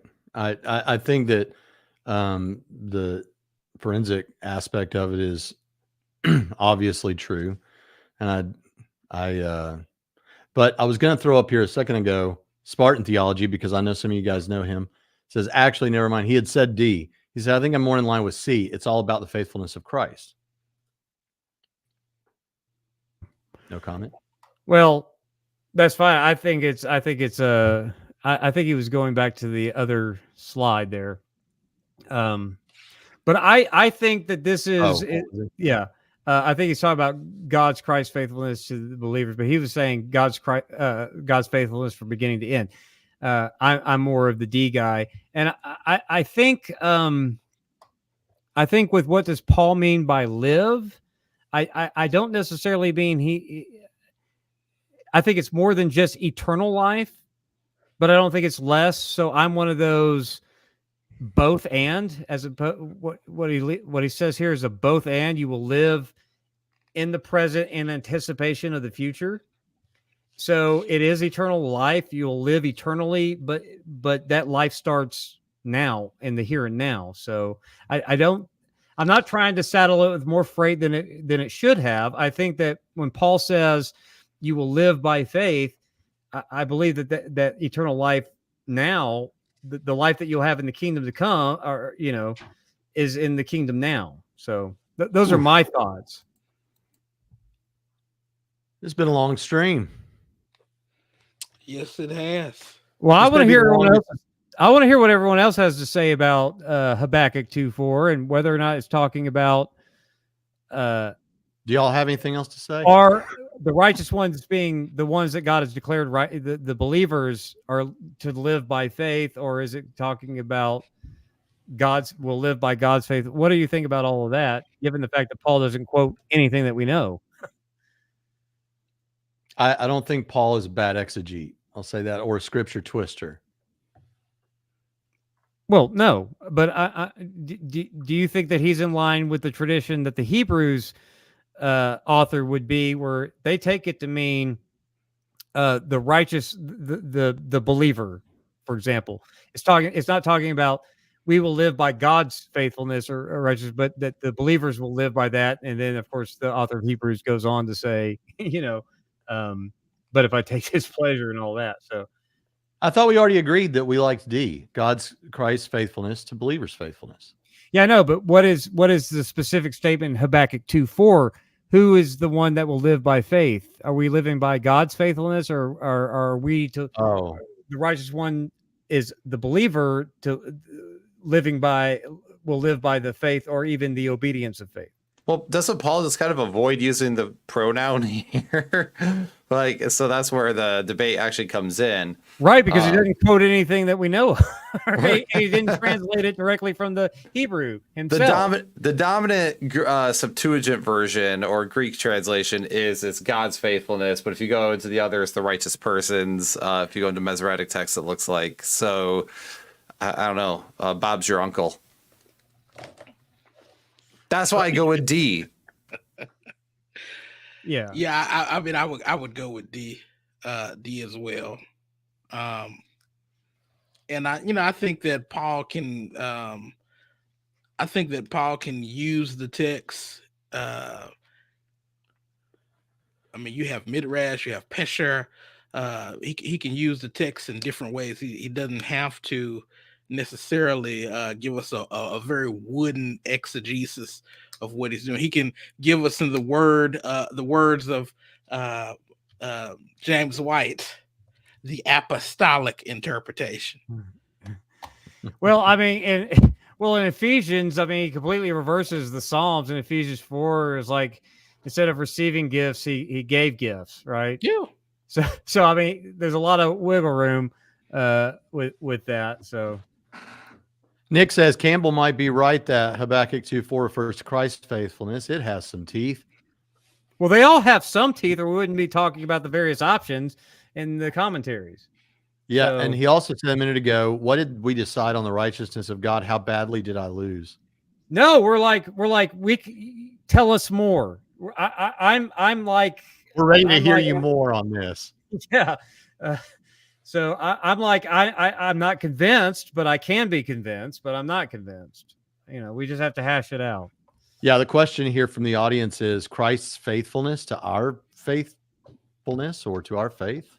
Yeah, I mean, God or Christ's faithfulness. It's not clear in the text, so it could. One way to read that is from faith to faith being either God or Christ's faithfulness to our faithfulness or our faith. So that's one possible way, and I think that probably God. But you can, as a Trinitarian, you can include Christ in that. So I just say God's faith to our faith is from faith to faith, and then my position is the righteous shall live by faith is talking about the one that God has declared righteous, the Christian believer, is to live by, shall live by faith, and by live, that is the now and not yet. Eternal life, yes, but also live by faith in the now and the obedience of faith that Paul frames the letter around. I would just my computer overheated for a minute there, and so I had to take it in the garage and let it cool off. Because it's cold here in Michigan. That's it. Yeah, I think when Matthew was mentioning, the diakosu, this Greek, how they had kind of merged righteousness, justice, and so here we have this sort of potential wordplay in there. Douglas Harkin wrote like quasi commentary on the Book of Romans, considering if you like early Latin translations from the Greek to the Latin translated this passage, this Romans 1:17. From justice to justia, in other words, it more emphasized the justice than the righteousness. And he's not necessarily advocating for it to be justice, but to say that there's a broader implication that's being made when you consider it's potentially talking about the justice of God and not just the righteousness of God. Not to throw another monkey wrench in right at the last second. And I don't have an answer for that. I just found it to be intriguing, that he's like, highlighting such a potential notion. Well, one of the joys about exploring texts and ideas is you don't have to be, you can sit lightly to what you believe while still being open to be convinced with new data. And so exploring all of these options in a public way like this, I think is helpful for people to see that there's all these ideas and we can sit closer to some as opposed to others, but still have a willingness to hash it out and see where we're going with this. And that's why I think shows like this are important, to where we have a whole full panel of people to bounce ideas around and try to get a fuller understanding of the text. Well, I'm right. Of course you are. You with your apostolic interpretation. That's right. From before the foundation of the world. The apostolic interpretation. Paul's allowed to misread his Bible, and that means we can too. What Dr. White means by the apostolic interpretation is, means my opinion of what the apostolic interpretation is. No, he means what his apostle John Calvin said. Get it right. Oh, come on. I'm trying to be as nice as I can by taking a punch, and you're just taking a punch. He can say all the stuff he wants about me. I'm a man-centered synergist. I got no problem with that. I can take it if he wants to do it. He needs to build addition. Has he said anything about you, Nick, before? Oh, he doesn't know I exist, thank God. If he did, he's coming after me. I just hope I'm not the only one that notices that James White is morphing into John Calvin. Like he's leaning into that look really hard. He's trying to get that beard going. Yeah, no, but when you hear people say phrases like, he knows who I am, he's not very impressed with me. We all heard him say that, but it used to be in the intro of Trinity Radio. But when people say in general things like the apostolic interpretation is X, Y, and Z, what they are really saying is my opinion that the apostolic interpretation is X, Y, Z, because that's one possibility. There are other possibilities that may disagree with your possibility. So, it's similar to the Bible clearly says, but does it clearly say? Because here we are, the Bible clearly does say something, but what does it clearly mean? And that's where the debate happens. So everyone agrees on what the text says. It's what does the text mean when it says what it says? That's the issue. Let me tell you something, Dr. Hunter. Covenant. Yes. What's the name of that seminary that he teaches at, Nick? Grace Bible Theological Seminary, I think. Look, that's y'all's competition. It's time to start doing some hit pieces on them. No, they're to get the James White, the Machen, where they're all wearing suits and it's gray leather, and they're like, we look like we're imitating 1920s Princeton. Don't you like us? Not in competition with a school in Conway, Arkansas, which is a lovely city. We are not in competition with Dr. White. We just disagree with his views. But one of the things that I will say is that our seminary is like way better. And if you have a seminary with the word grace in it and you never say a word in any of your literature or any of your podcasts about patron-client reciprocity, you really have a understanding of what grace in the Bible means. That's all I'm going to say. Well, I wanted to say that, and you all are going to expect I would say something like this, but I mean it. Dr. White has certainly had comments about us before, and obviously we're on the different side of a lot of things, but the truth is he has done many incredible things for the kingdom. I praise God for that. Me too. I would treat him like a scholar and a gentleman if he was standing before me, and with respect, but more than that, I treat him as a brother. Absolutely. I think there are people who are saved today who wouldn't have been saved in the same way if it weren't for James White. I think God may have used somebody else, but he used James White, and I praise God for that. And I admire him and learn a lot from him in various areas. Now, obviously, I have deep issues with certain aspects of his theology, and I think he's flat wrong. But I love him.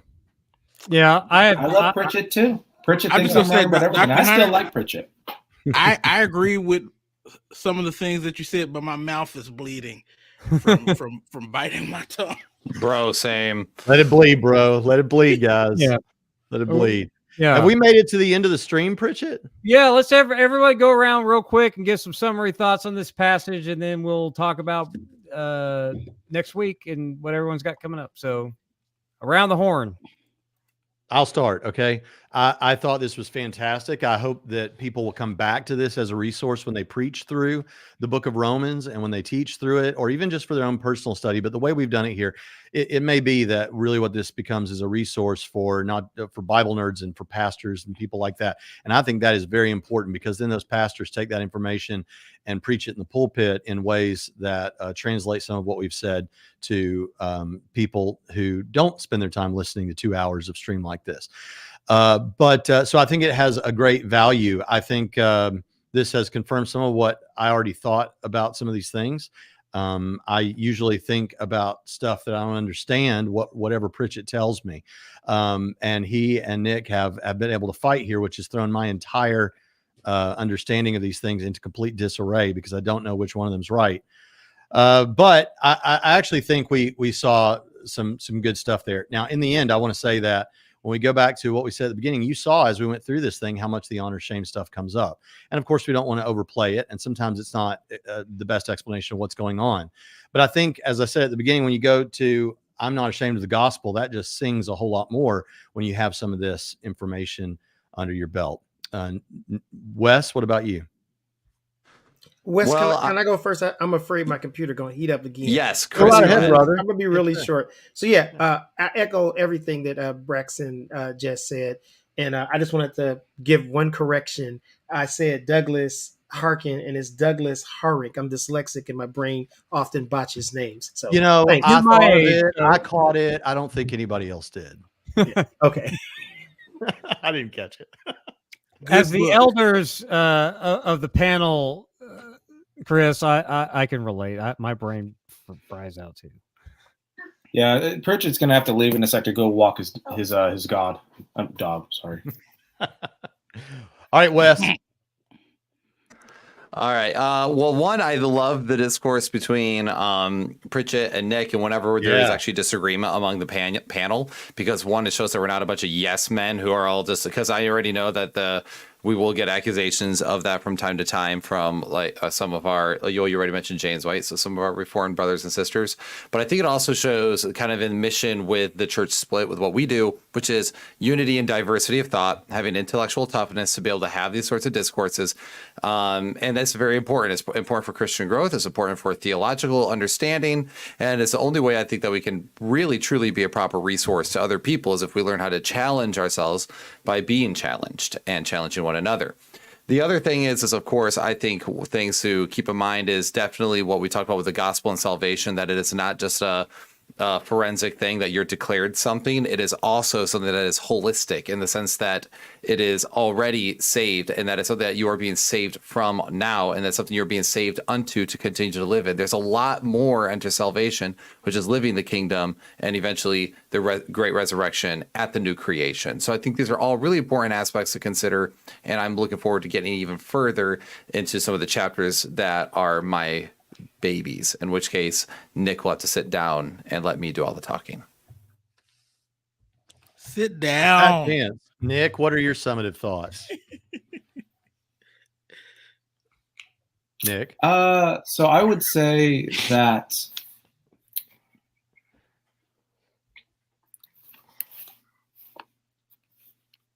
Wonder what his summative thoughts are. What are your thoughts on the righteousness of God? Do you take Dad Dad's correct view or mean, angry Uncle Pritchett's view? Or Matt, Dad, Uncle right? Matt's view. That's right. Well, that settles it then. Yeah. All this to say, I'll make it quick. The gospel, as we see in Romans, is amazingly pastoral. Paul is writing to a beleaguered church. He's writing to a church that looks like a small group of folks living under the paradigm of, well, Nazism. You know, this imperial power, the greatest military might you will ever see on the planet for its time. And so I think we need to be aware of that when we preach Romans through all of this time. We are looking at Paul engaged in missional work. We're watching him engaged in theodicy. We're watching him engaged in the declaration of Jesus Christ being Lord. We're watching him go after the Roman Empire and offer a countercultural ethic that is infused by the Spirit. And so, and those are just the first few verses of Romans. And just wait, we'll get into some really interesting stuff. But at the end of the day, Romans is not meant to be lived out only, it's meant to be preached and proclaimed.